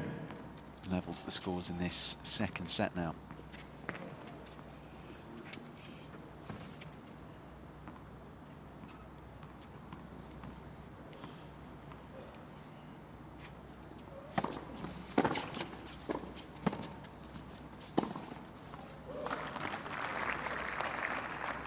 Love 15.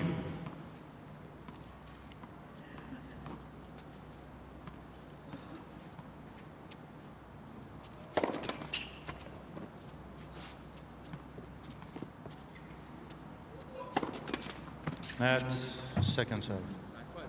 He almost went over on his knee again there.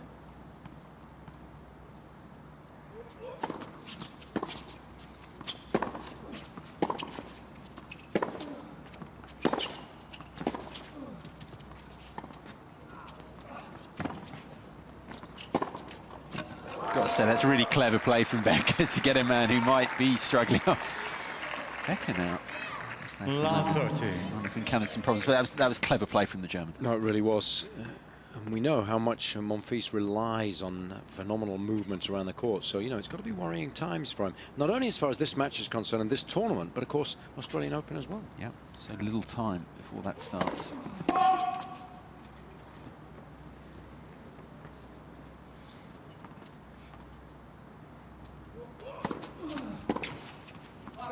Love 14. He's passed.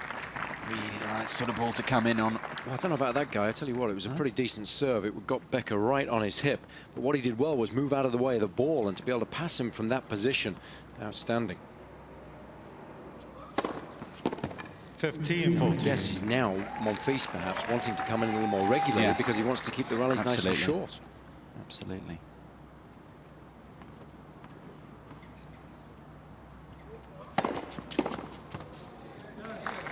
On the right service line, the ball was called. It certainly looked like there might have been a bit of space between the line and where the ball bounced from our commentary box. And you obviously get a very, very good view of it, but the ball is whizzing through. Ball is line. 30-14. Because 2 challenges remain.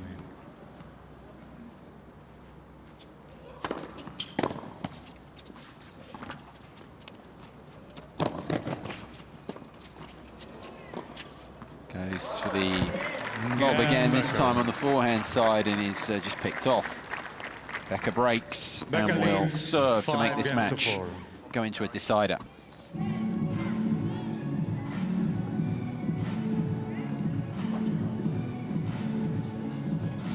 All right, just got a quick question for you. We've both highlighted the fact that Monfils keeps going with the lob and not having any success with that.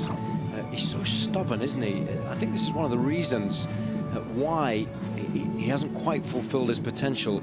Would you agree with that? Yeah, absolutely, Jason. I really struggle to understand. I mean, we're talking about one of the best athletes we have on tour. So surely on a passing shot, wouldn't you just roll the ball at the feet and say, I can chase down any volley that you hit because I'm that quick? So as soon as you put the ball up in the air, it gives them a chance to finish the point. Of course, that lob has to be absolutely perfect. You hit it too short, the guy dunks it over your head. You hit it too long, the ball's gone long or wide. You're absolutely right. Just he's got such good hands. Roll the first one and then just say, I'm going to pass you off the second or the third. Yeah, the only time I think someone like Monfils should hit a lob is when he knows his opponent is right on top of the net. Yeah, it's been poor, really, as far as the Frenchman's concerned.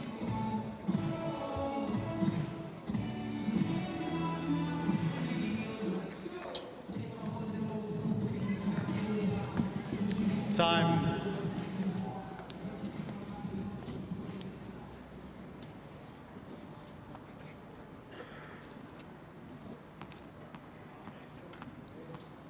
Another topsy-turvy set this one's been. It's Becker now serving to make the match a set apiece. Love 15. But again, we bring it back again. We've discussed this a few times. When Becker is in a position here now, business end, chance to close out a set. Bring back in your point again that he doesn't have a lot of experience lately of having converted these situations. No, and in the opening set, it was the forehand that let him down when it got really tight.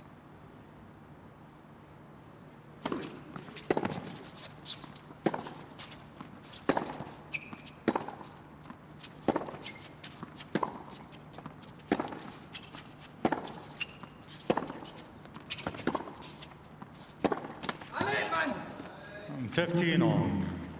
The thing is, there's not much you can really do as well from Becker's point of view. He's just got to simply start converting the positions, and then conversely he'll build the confidence. Yeah. Not really a lot else you can do, is there? No. Just keep getting yourself in those positions and then actually convert them, which he wasn't able to do in the opening set. Can he do it here?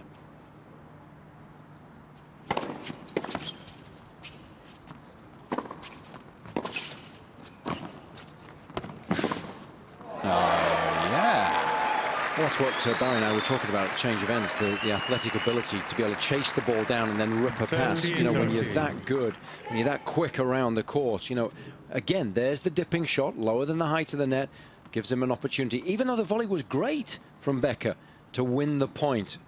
His hands are so good, so why not do that all the time rather than throw up a lob? 30 on.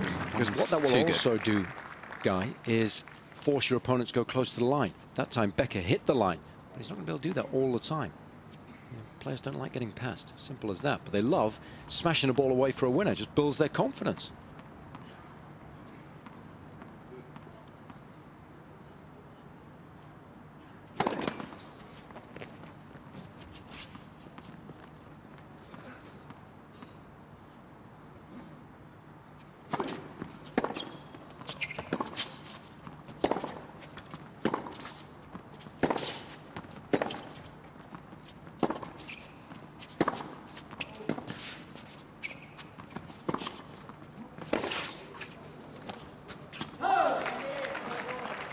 That's been the big difference at the tail end of this second set. That forehand has held up really well. Remember, in the opening set, made 20 unforced errors with that shot.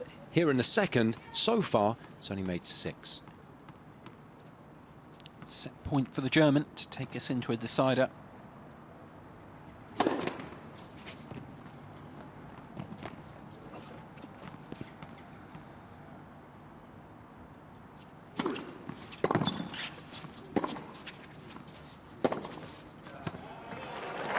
Save though.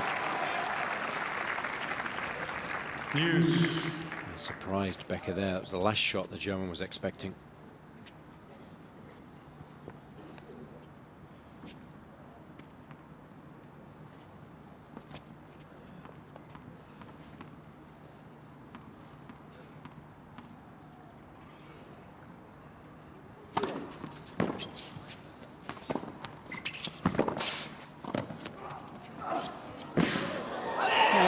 Illustrates your point superbly there again, Jason. He just has the ability to get to virtually anything. and hands to do something about it when he does make the distance as well. And that's absolutely crucial. Advantage, Just gave Monfils. that little drop volley there, a little too much air. Great dynamic balance. Oh, such a lot of court to cover here.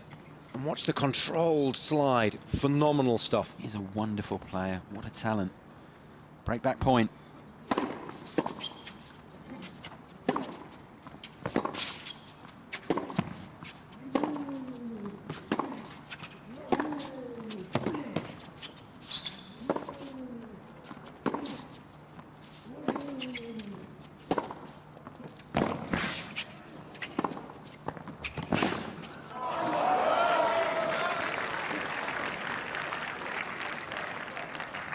Use. Becker played that point really well. He's sticking to his task remarkably well. Not making any errors. Monfils is having to work exceptionally hard to win any point at all in this last game.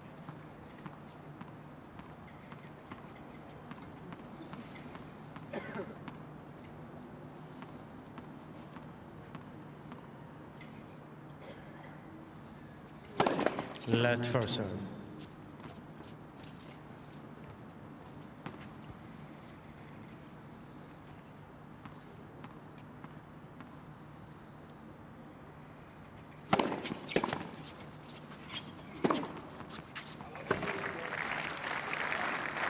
He's at the set point now. Advantage, Becker. Very colourful. I think it was a napkin, wasn't it? Matches the background of this court, doesn't it? Similar colouring. Let first serve.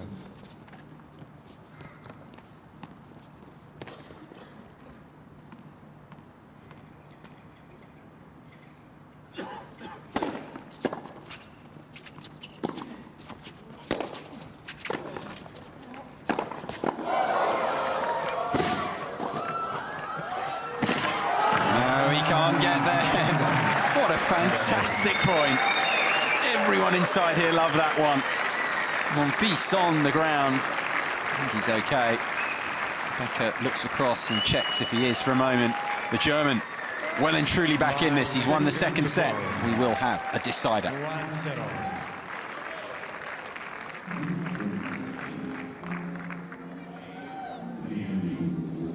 Well, it was a highly entertaining point, but you would never see the top 4 players in the world try anything like that, especially considering it was set point. Because A, obviously, it's extremely risky, and B, you can easily get injured when you're trying shots like that and you're finishing the point, doing the full splits. There he's sliding on a hard court, there he's sliding on a hard court. Do you know how much pressure that puts on your groin muscles? And you know, you injure a groin, you're out for 6-8 weeks, and we're 2 weeks away from, 10 days away from the start of the first Grand Slam of the year. So he can't help himself. You know, Roger Rashid talked about this a lot when he was working with Monfils. He wanted to stop him doing this kind of thing. Federer's talked about it a lot, about the fact that it's so easy to get injured. He feels he's got longevity in the game because he never does stuff like that, never tries to chase lost causes like that. Of course, the fans love it, but, you know, detrimental perhaps to Monfils' long-term health.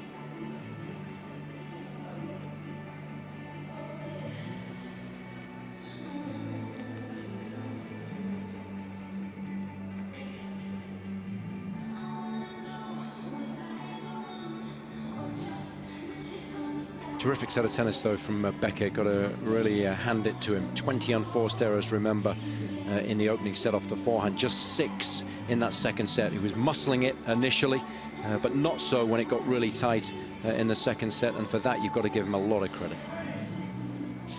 But of course, Jason, we go back to right at the start of the second set. He just won the first, Monfils, and he started the second set in a sloppy way. That allowed Becker to get a bit of momentum, didn't it? And a bit of belief.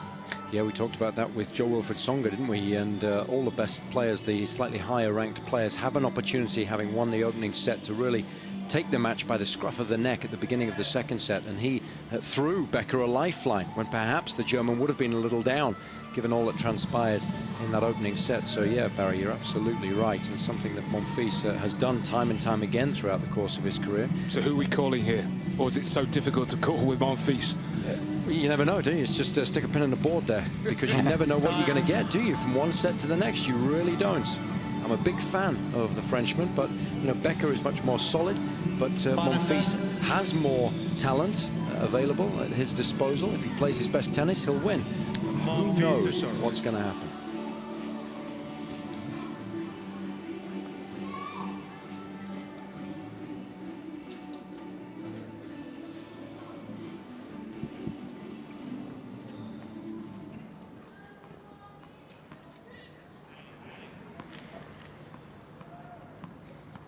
Start of the deciding set then. Who can predict what will happen next? It's a fine start from Becker. Love 15. Jason and Barry, myself, we've all been discussing it. This is quite simply, you know, why, personally, I doubt how Gael Monfils can go a lot higher while he keeps doing this for all his talent. Has got just wonderful ability, but you're going to threaten those guys. I mean, include Tsonga in that. You know, Tsonga had some of these, you know, issues, but he's evidence of a lot of last year taking on that. He seems to have moved on from that, and now you start looking at him as, you know, legitimate top 5 threat. He's ranked 6. Definitely can see him going to 5.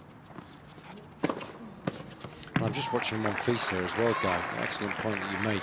Hobbling around in this opening game, and no wonder that, you know, the body's under stress there when you're doing the splits every time.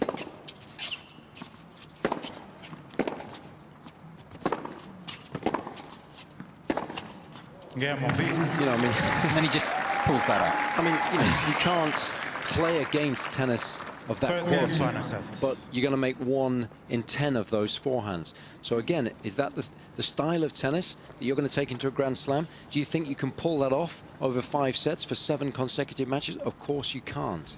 All right.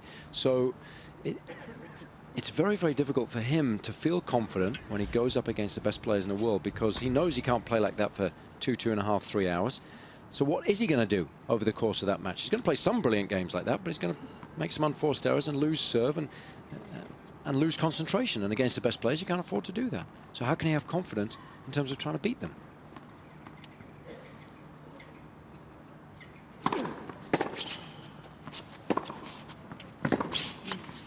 Love.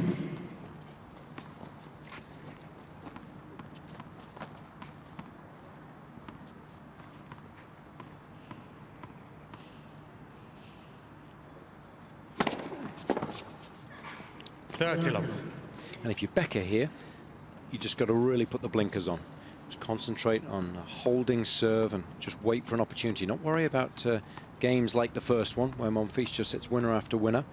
Maintain the focus.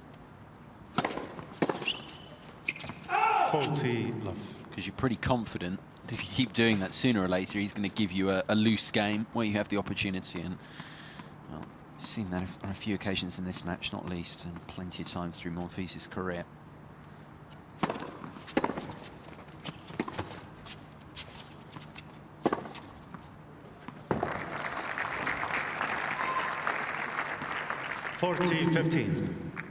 Done him a couple of times with that forehand, hasn't he, Monfils?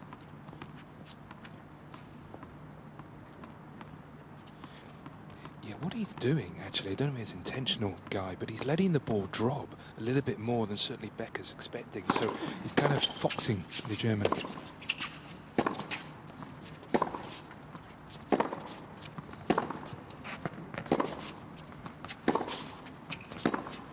Becker. Hold for Becker. Monfils just trudges away disconsolately.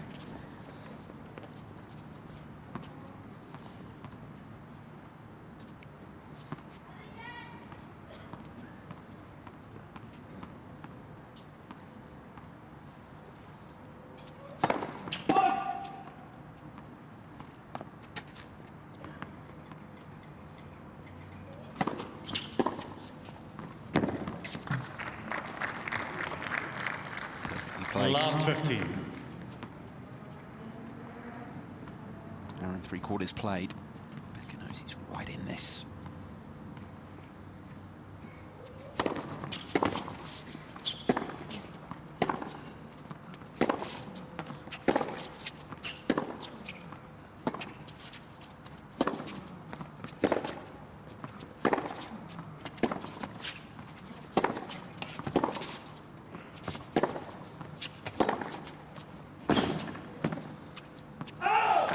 It's funny there, because for all Monfils' injections of pace, trying to inject pace in, ultimately it's the timing of Becker there with that backhand that is the most potent shot in that rally.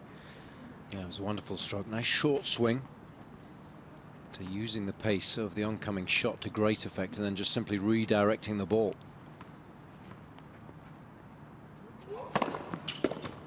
Fifteen, 13.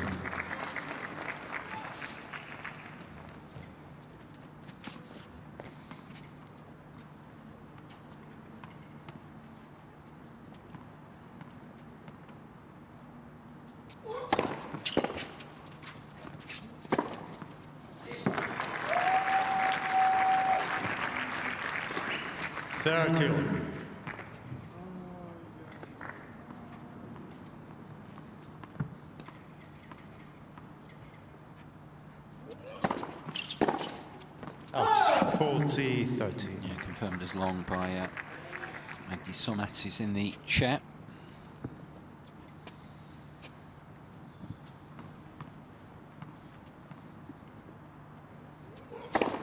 Gael Monfils. Comes back from love 30 down there, Monfils. New balls, please. Third ace of the Monfils match. leads 2 games to 1. First of this final set, and Monfils edging ahead there 2-1.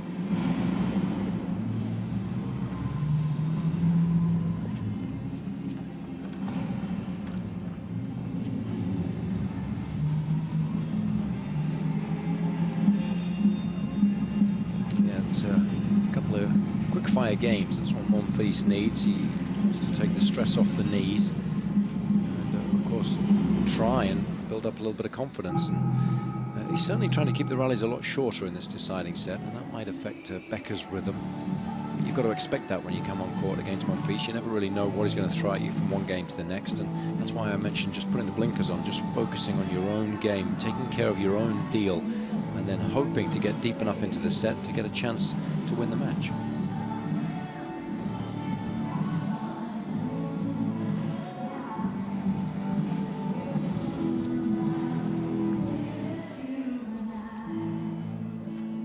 Picture Doha at night.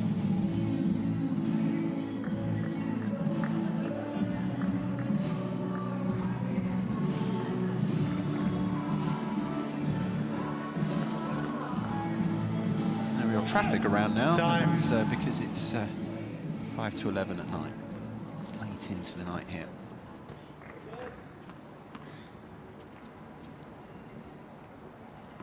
New balls for Becker to work with. 1-2 final set. Let's first serve.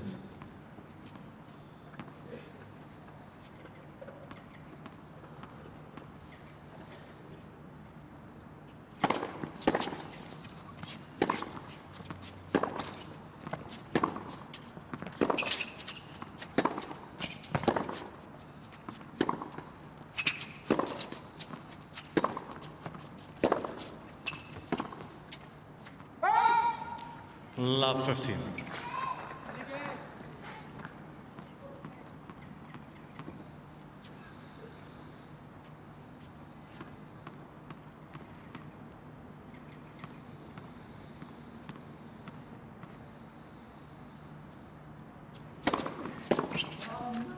Oh. 15 on.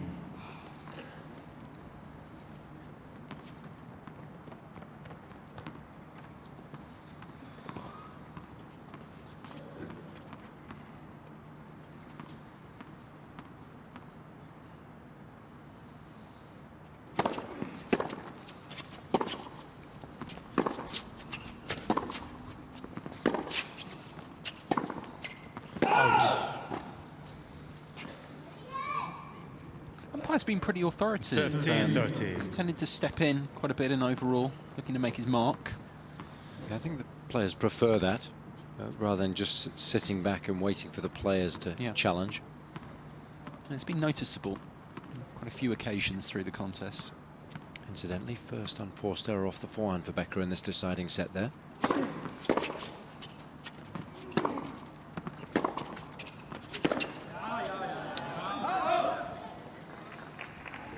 13-14. Perhaps the breeze there just playing its part in that unforced error. You can see it billowing off the back of his shirt.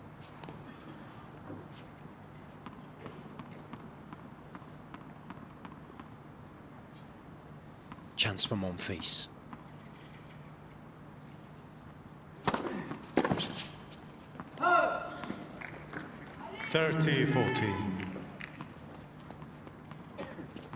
Monfils broken serve 4 times in the match so far, but 17 break points.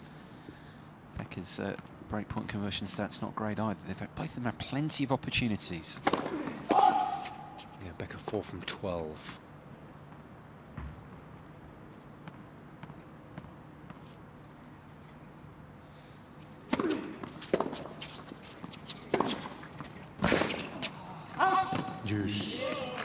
Well, at least didn't go for the lob there, so he was trying to make Becker play, but I'm, again, not so sure about going down the line. It's a risky shot because if you hit it ever so slightly late, you just run out of court. So why not roll that one cross court, use the fact that you've got 2 hands on the racket, draw it across your opponent's body. Higher percentage play on a big point. Advantage Becker. This is his second ace of the match.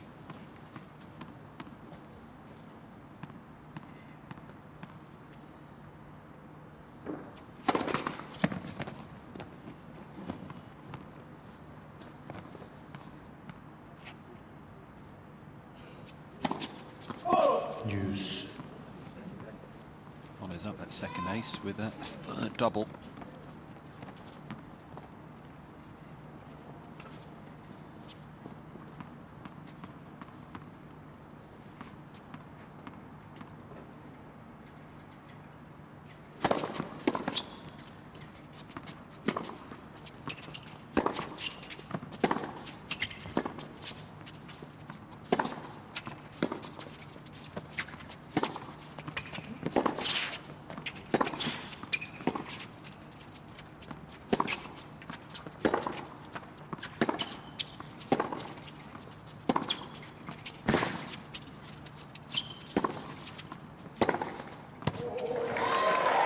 So good. It's controlled aggression, Guy, because he was patient initially in the rally and then chose precisely the right moment when Becker dropped the ball ever so slightly short of a decent length to be aggressive. And of course, the German was out of position because he'd chosen to run around the backhand on the previous point. And that was a mistake.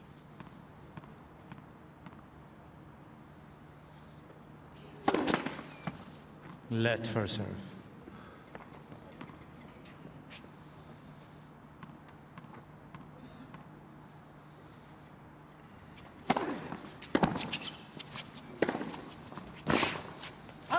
Deuce.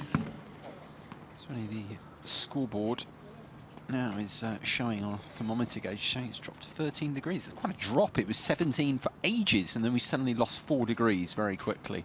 I'm a bit sceptical of this marker. The fact is, it is a lot cooler. Barry Cowan is suffering a bit courtside. Suffering for his art, though.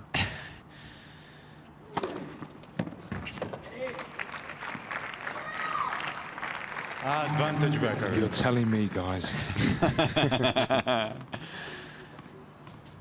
No pain, no gain, Bazza. Always remember that. You might see me doing double knee jumps in a minute.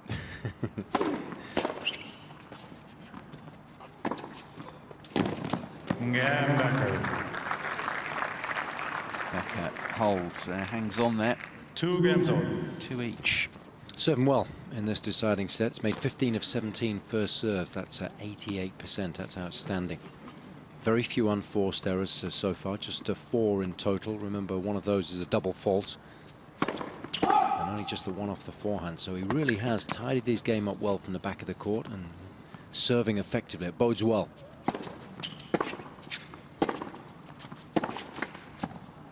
Fifteen love.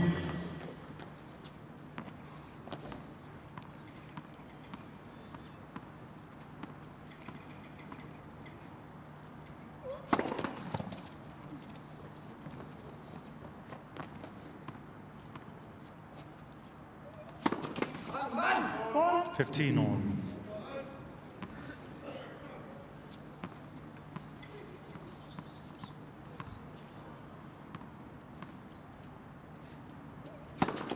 Let first serve.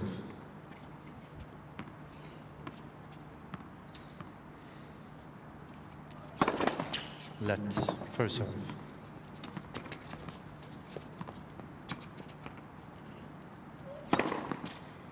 Thirty, 15. Pretty big, that one.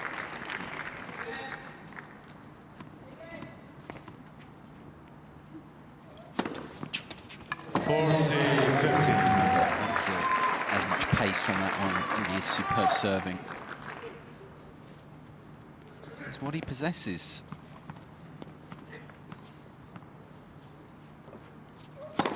Let first serve.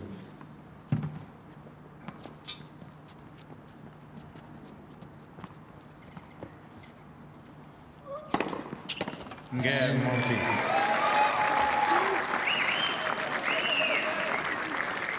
Monfils holds on. Monfils leads 3-2.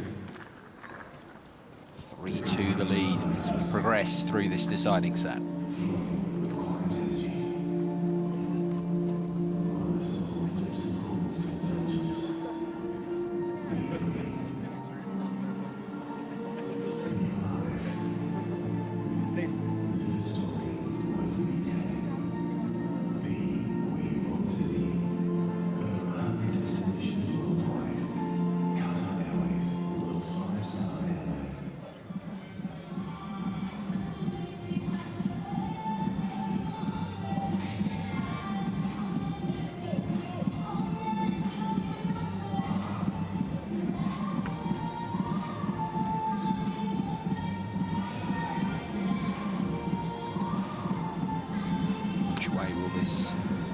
Deciding set turn next. Very difficult to call, safe to say.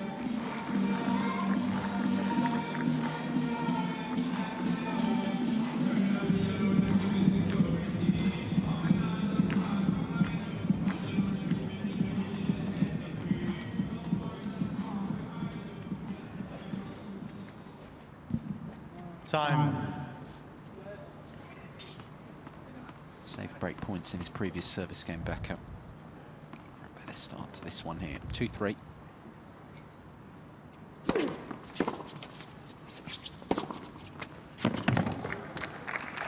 Whoa.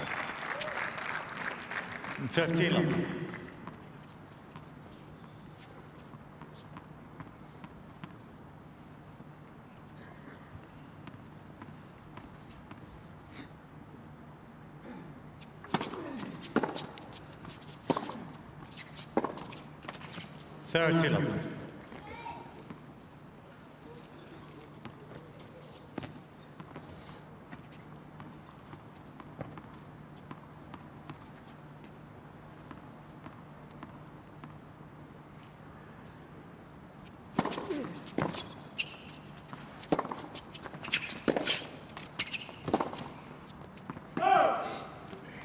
Thirty, 15.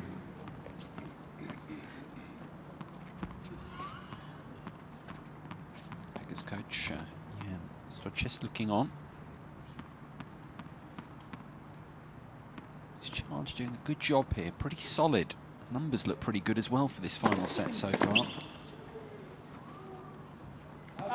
Save a couple of break points in his previous service game, but you look at the numbers and they are pretty good. 90% first serves on the set. Good numbers behind the first serve as well, and terms of points won.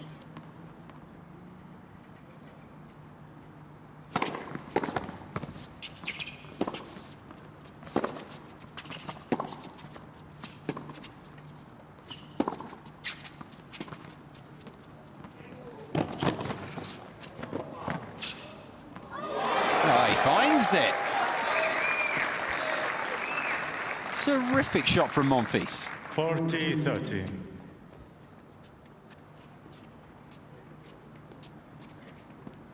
That's what he's all about. Digging the ball out, somehow bringing it back into play. Such an advantage having you on a shot like that. If you've got two hands, use the top hand to draw the ball back into the court.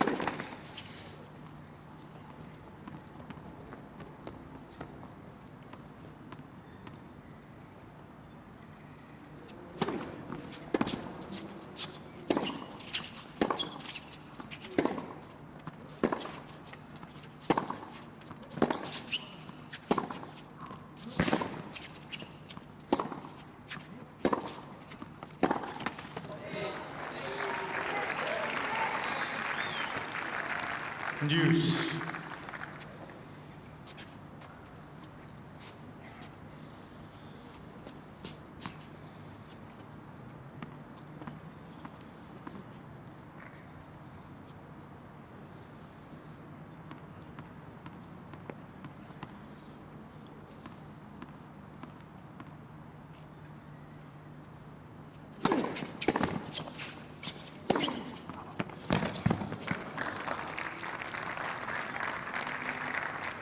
Advantage Becker.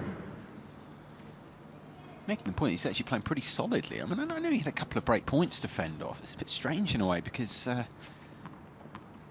playing pretty consistently right now. Yeah, very good first serve percentage. Some of his most solid tennis of the match so far. Gael Becker. Now he's taking the juice again. It actually seemed fairly comfortable for him. 3 games all. 3-all.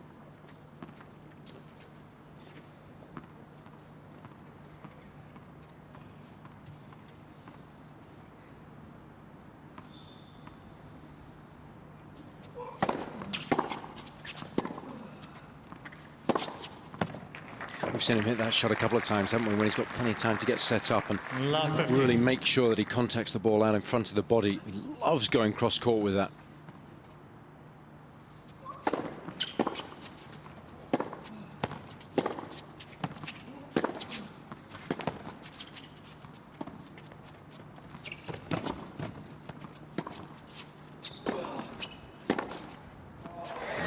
Just let Monfils back into that big time. You know, just going back to the previous point there, I mean, you made the point previously with Becker that the backhands, he kind of manages it a lot more now. But as you say there, you know, if he's got a lot of time, it doesn't really matter. It's when he's rushed a little bit, he's a bit better now at managing that wing, because it's always been about the forehand with him. It's been the potent side for him. 30, Technically, there's less 15. that can go wrong off the backhand. It's a slightly shorter swing than the forehand. And, of course, you've got two hands on the racket, so you're going to have more control, more disguise, and, of course, more power when you really put your racket through the ball.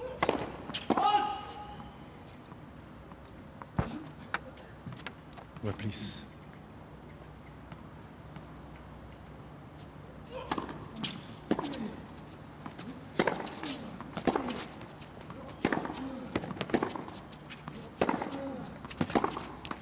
Forty, 15.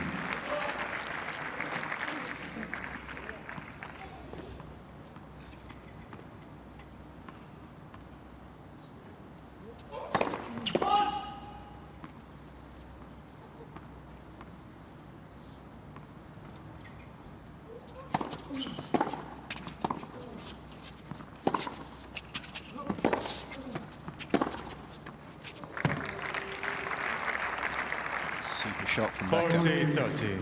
Just to keep him interested in this Monfils service game.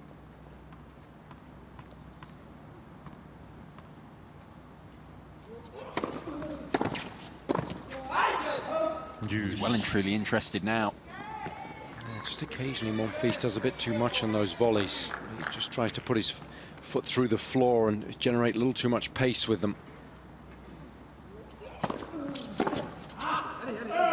That's 18 of 36 points that he's won at the net there. We quickly saw that stat. That's only 50%. That's not really good enough. You should be up in the mid-60s, low 70s, really, when you talk about total points won in the forecourt, if you're going to come forward on a regular basis.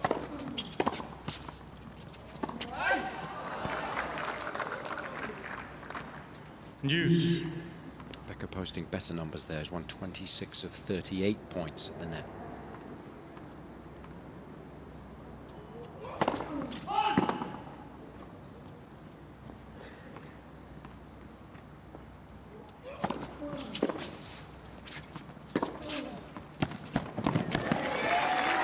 Fans will be a bit warmed up. We saw a few of them with blankets on top of them. Advantage The Monfils. scoreboard thermometer is still showing it to be 13 degrees. That seems to just stick and then drop dramatically every so often.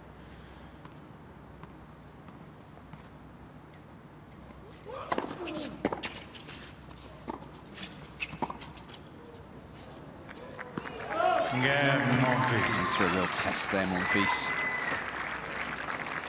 Monfils leads 4-3 games the to lead 3. for the Frenchman. Where does this next turn, this one?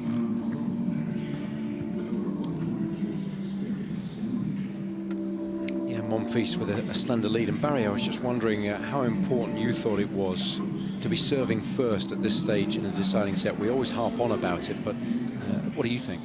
Well, funny enough, Jason, I was actually thinking about that during the last couple of games about Becker and the fact that he's played so little tennis. It might actually work for him that he's serving second, so he's actually chasing in the scoreline. Just one other thing about Gael Monfils. Those last 2 points were so much better. I'm wondering if he's the type of player that actually likes to play with a bit of danger. Yeah, and I think you could be absolutely right. You know, get the adrenaline flowing, and that's when you tend to see the very best of Monfils, don't you?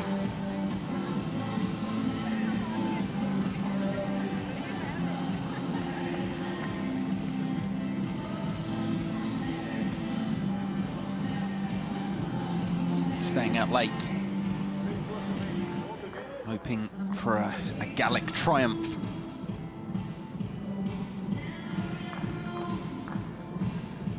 I think they actually had the frozen yogurts out there as well, didn't they? I mean, it's not the time in the evening for that. I mean, you've got to get the minestrone soup out, haven't you? Time. Or at least. Some kind of soup. Yeah.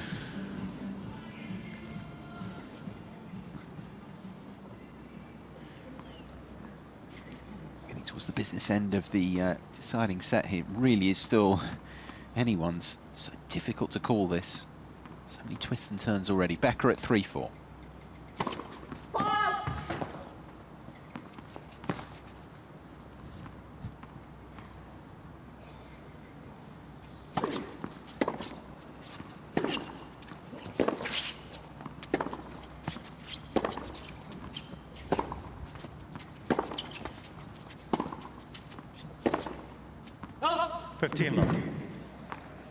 And that's a little lackadaisical. It's an important point. A huge game. You know, first point, make Becker work hard there to gain an early lead.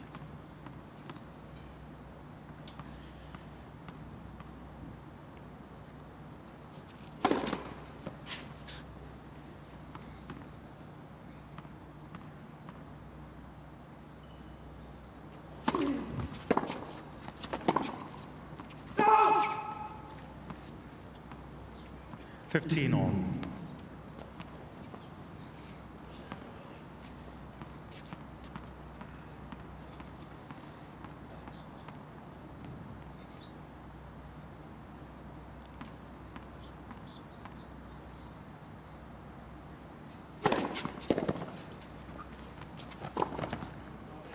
And so quick to move onto that short ball. A lovely combination because the serve was so deep as well.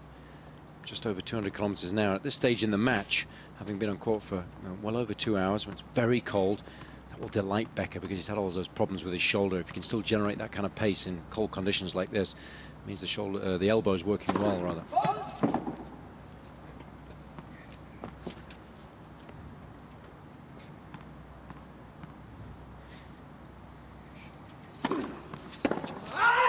.40-15.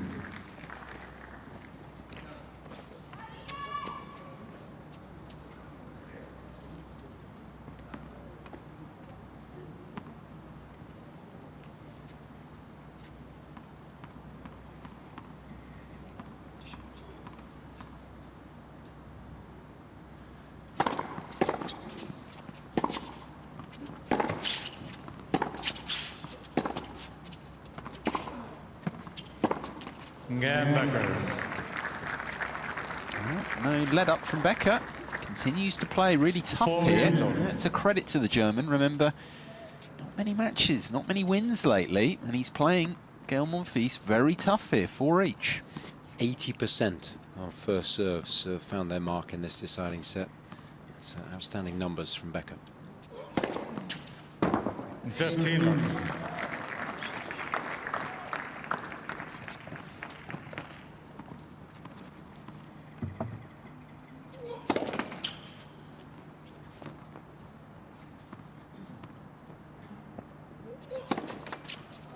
On.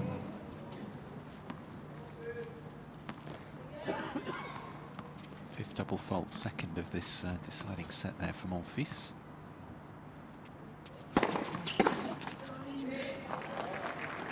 Monfils right up there with the first serve percentage as well, isn't he? So, I mean, both guys have really stepped up to the plate in this third set. Monfils making 79% of his. Monfils the only one to create break points in this deciding set today. They've both been pretty strong behind their own serve.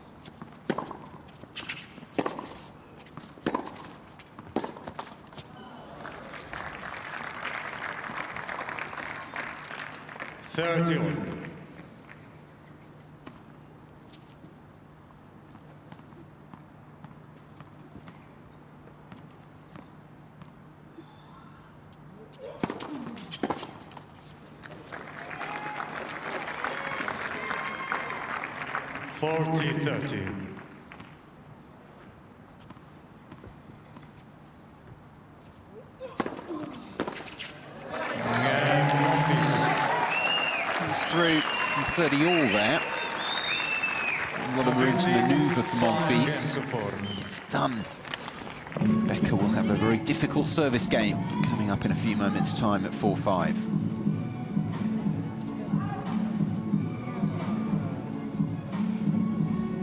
Yep, nice when you can hold, but doubly so when you can do so speedily like that.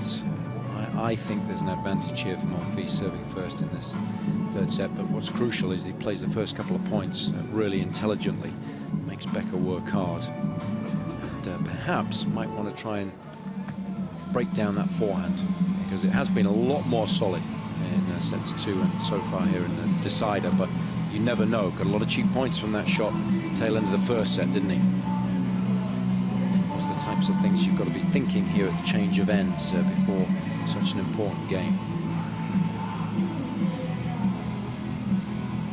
It's 2¼ hours played here, still going.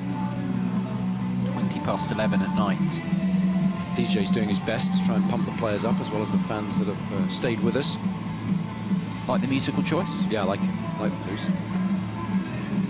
Got a really good documentary out at the moment, so well worth a view. Charts the history of the band, all the changes that they've had in their lineup. Fascinating.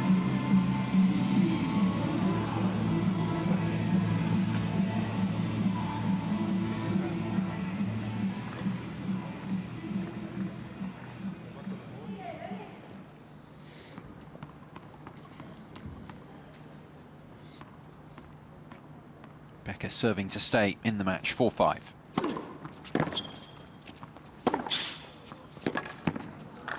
What a good start that is. I mean, the return was just a little short, but you know, there was no hesitation there at all from Becker in taking that ball on.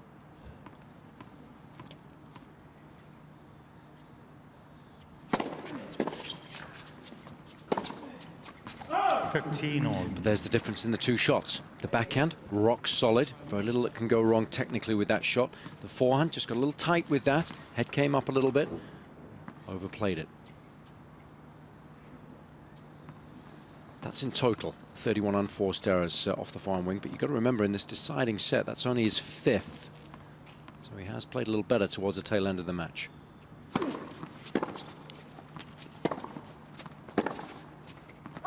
Yeah, it looks like it's just wide.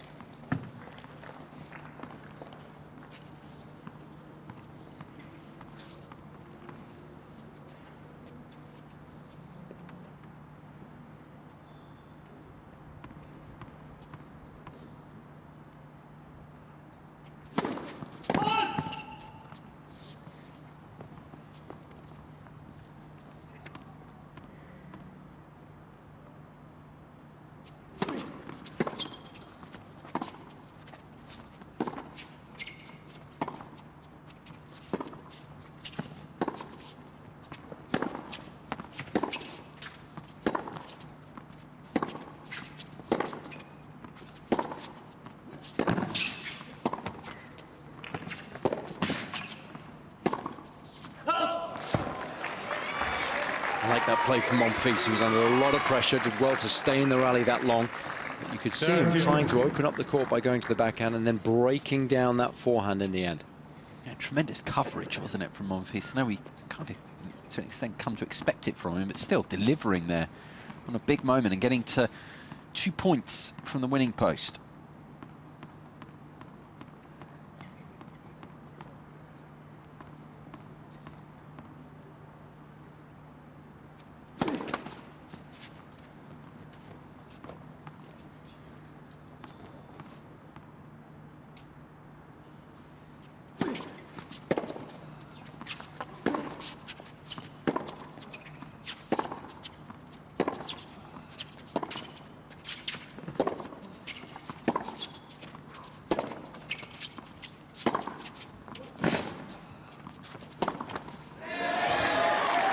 Or he just made the penultimate forehand there, didn't he? Painted the line, and again, just getting tight on that. So again, the shot that let him down at the tail end of the first set is once again costing him dear here. Indeed it might. First time Monfils has a chance to close this out.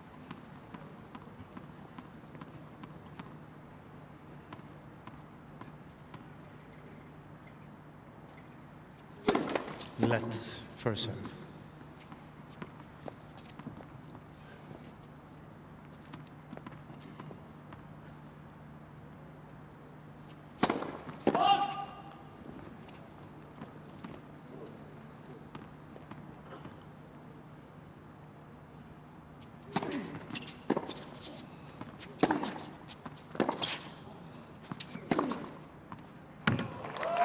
Guess what?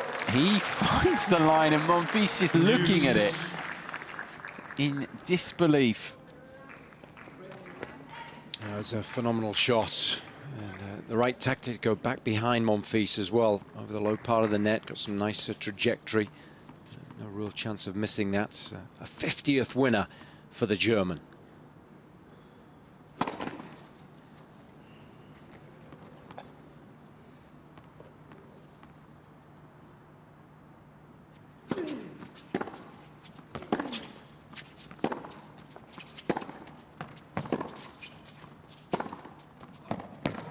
Just too good. Advantage Becker. Yeah, having hurt him by going back behind, this time it's a little bit of variation from Becker that gets the job done. It's too good.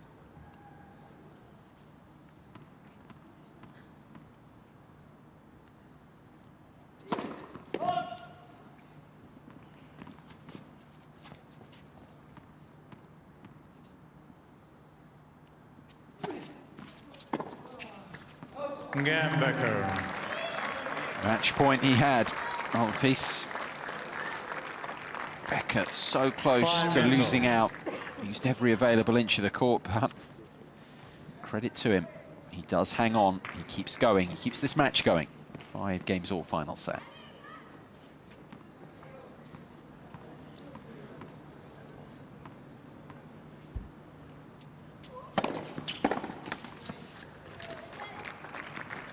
In 15 love.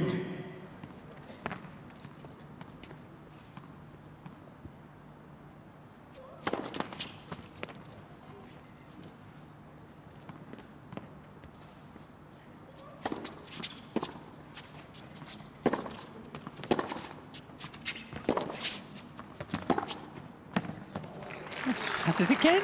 Same line that he saved the match point with. 15 all. It's gone there again. It's one of his favourite shots, and it's certainly been one of his most effective in this match. But, short angle cross court, phenomenal.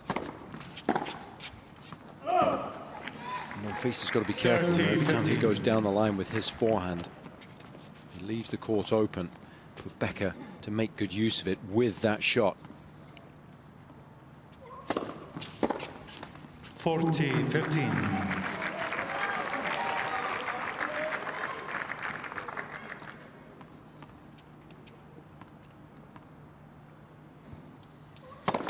Let's first serve.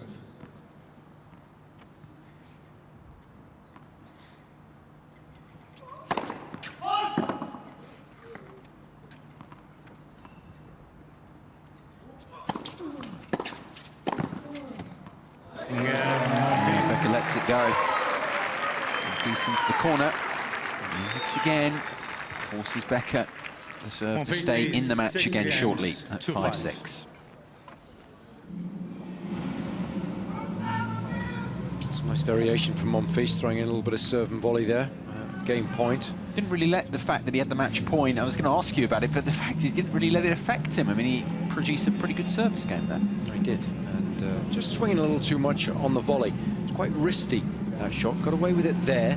I think that's one of the areas in which he can certainly improve his volleying. You've got to try and really compartmentalize the shot and make it as short a swing as possible, and take pace off the ball by coming down the back of it, adding a little bit of slice as much as you possibly can. Sometimes he just swings at it and as a result can't quite control it. He got away with that last one. But nice to see him using the serve and volley. He's obviously up out of his chair very quickly. He's trying to keep warm, and he's trying to make good use of the momentum that he continually creates by managing to hold serve.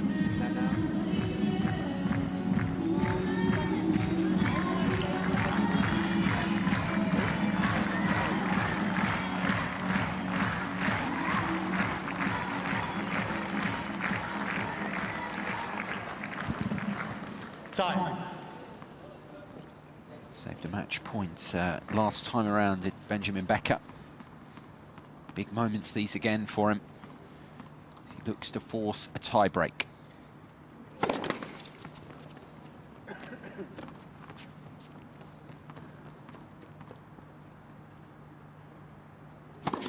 Let's second serve.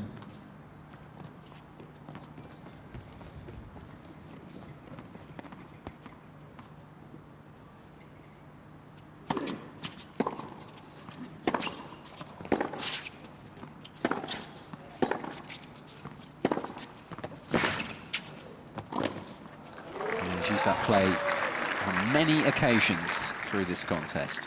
15. Some phenomenal forehands there, and choosing precisely the right moment to move forwards, which always helps. That means that the volley, more often than not, will be a relatively simple one, just like that.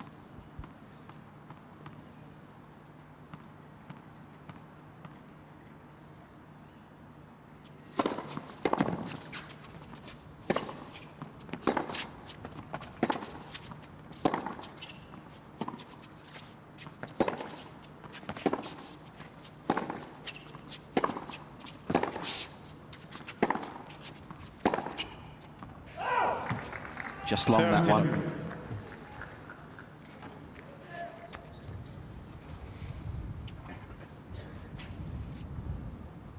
Well, he's hitting his forehand beautifully at the moment. It's actually the hardest that he's hit it throughout the match. So confidence, certainly the key to that forehand of the German.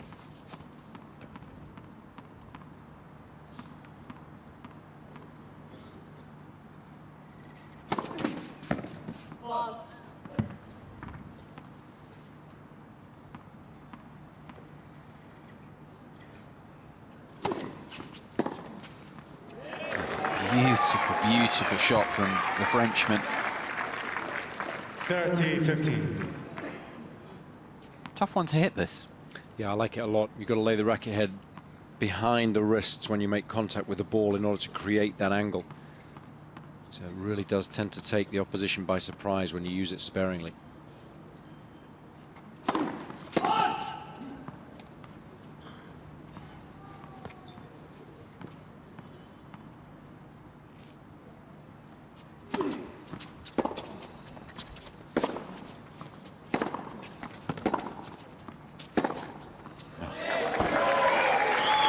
Producing a couple of moments of quality back-to-back to get himself a couple of points again from the winning line. Yeah, he really did change his court position nicely there, just moving closer to the baseline before making contact with the ball. Lovely shot.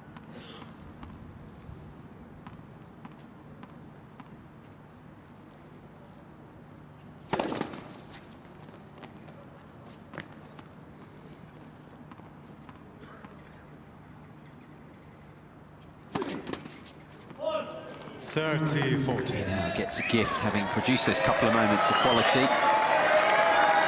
Becker, who hands Monfils the chance again to get this one done. Had a match point in Becker's previous service game, couldn't take it. Here again is the chance for Monfils.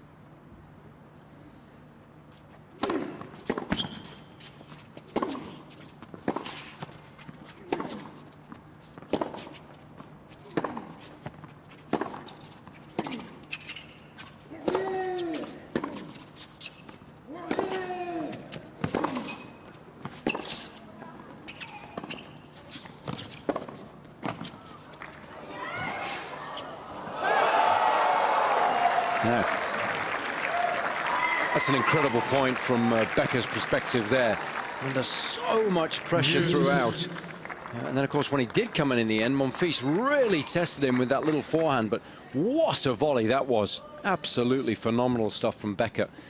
We were mentioning earlier in the set how well he was serving. First serve percentage was well above 80%. In this game, though, he's only made 2 of 5. So that's why he's struggling a little bit. 2 of 6, rather. Not out of the woods yet either, Juice.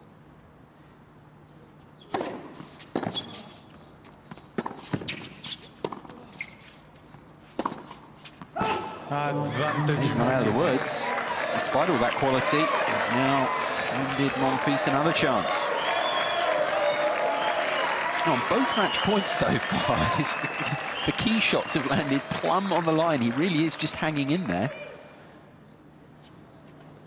Monfils has got to just keep asking him the same question. Can you keep doing that? On the brink again, the Frenchman. Match point number 3.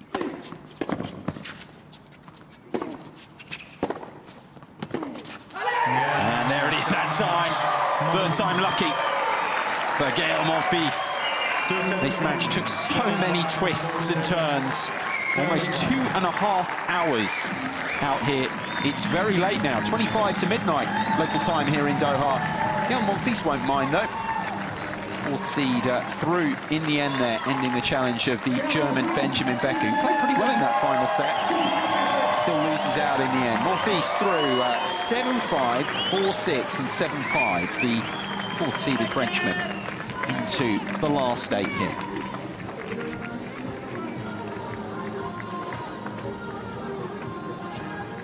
That's a terrific effort. I think both players played their best tennis in the 3rd set. That's what you always hope will happen when 2 players come up against one another. And disappointment for Becker, obviously. In the opening set, the forehand was a real liability for him, but tidied his game up nicely, and both started to serve well. But in that last game, perhaps Becker didn't quite get enough first serves in, and that did ultimately prove very costly. Good win in the end, then, for Monfils in trying conditions. Absolutely. Robbie Koenig is standing by to talk to Gael Monfils, just setting things up for you. These fans who stayed on, of course, they're cheering on, I'm sure, these fans are cheering on Jo-Wilfried Songa as well, who's still involved. A couple of home hopes to their own lands to cheer on. Here is Robbie with Gael. Gael, well done tonight. Tough conditions, late at night, 2 hours and 27 minutes on the court. Winning matches like this, does it give you a lot of satisfaction? Yeah, of course. I mean, it's a great victory for me. I mean, for sure, you know, we learned a lot with this match. Yeah, the condition is a bit tough. I mean, cold and a bit windy, but you know, I think it's a good preparation, and you know, I show like a strong mind tonight. So I'm very happy about this win. Yeah, and just talking about your physical state at the moment, how are you feeling? Did you have a good off season? Were you able to rest, or were you putting in a lot of hard work to get fit for the season? I think I worked like very hard. I mean, I didn't rest a lot. I choose this year, you know, to work more on my physical, and as you can see, I think I'm very fast and powerful. So I'm happy with that. Fantastic. Thank you very much. Hopefully you can stay fit and healthy this season, and plenty of good matches ahead. Ladies and gentlemen, Gael Monfils.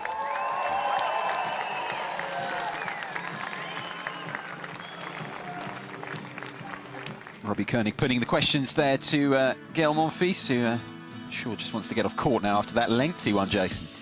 Yeah, He's had a couple of those this week, hasn't he? In a quick turnaround, he'll be back out on court tomorrow. All the quarterfinals played in the same day.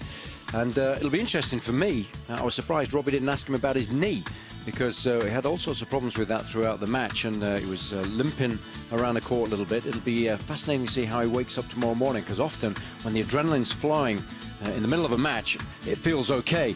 It's when you wake up the next day it can be really, really stiff. So we'll have to get some news for you on that tomorrow morning, and of course keep an eye on it when he does take to the court in the quarterfinals there. But he did just enough when it really mattered at the tail end of that deciding set to get the job done. Becker will be disappointed, but he put up a good fight, and he can take a lot of positives from his 2 matches here in the main draw this week when he goes down to Australia.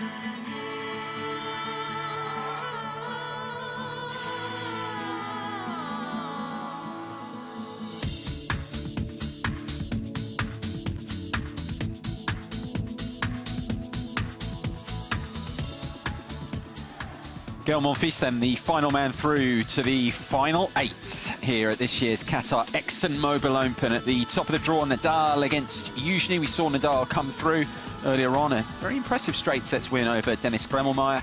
Monfils we've seen come through. He'll play Viktor Troicki next. Albert Ramos, good week for him this.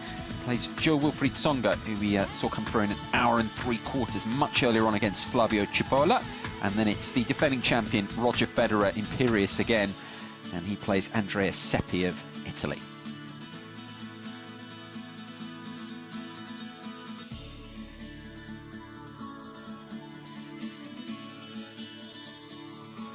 A confirmation of the results then we're discussing. Troicki through against the German qualifier Batchinger there, 6-1. Seppi will play Federer next. He ended Guillermo Garcia-Lopez's interest. Tsonga, we saw, beat Flavio Cipolla. The first set of that highly entertaining, and then Ramos benefiting from Bogomolov Jr.'s decision to have to withdraw with that ankle problem. Nadal impressive against Gremmelmeyer, 2-2.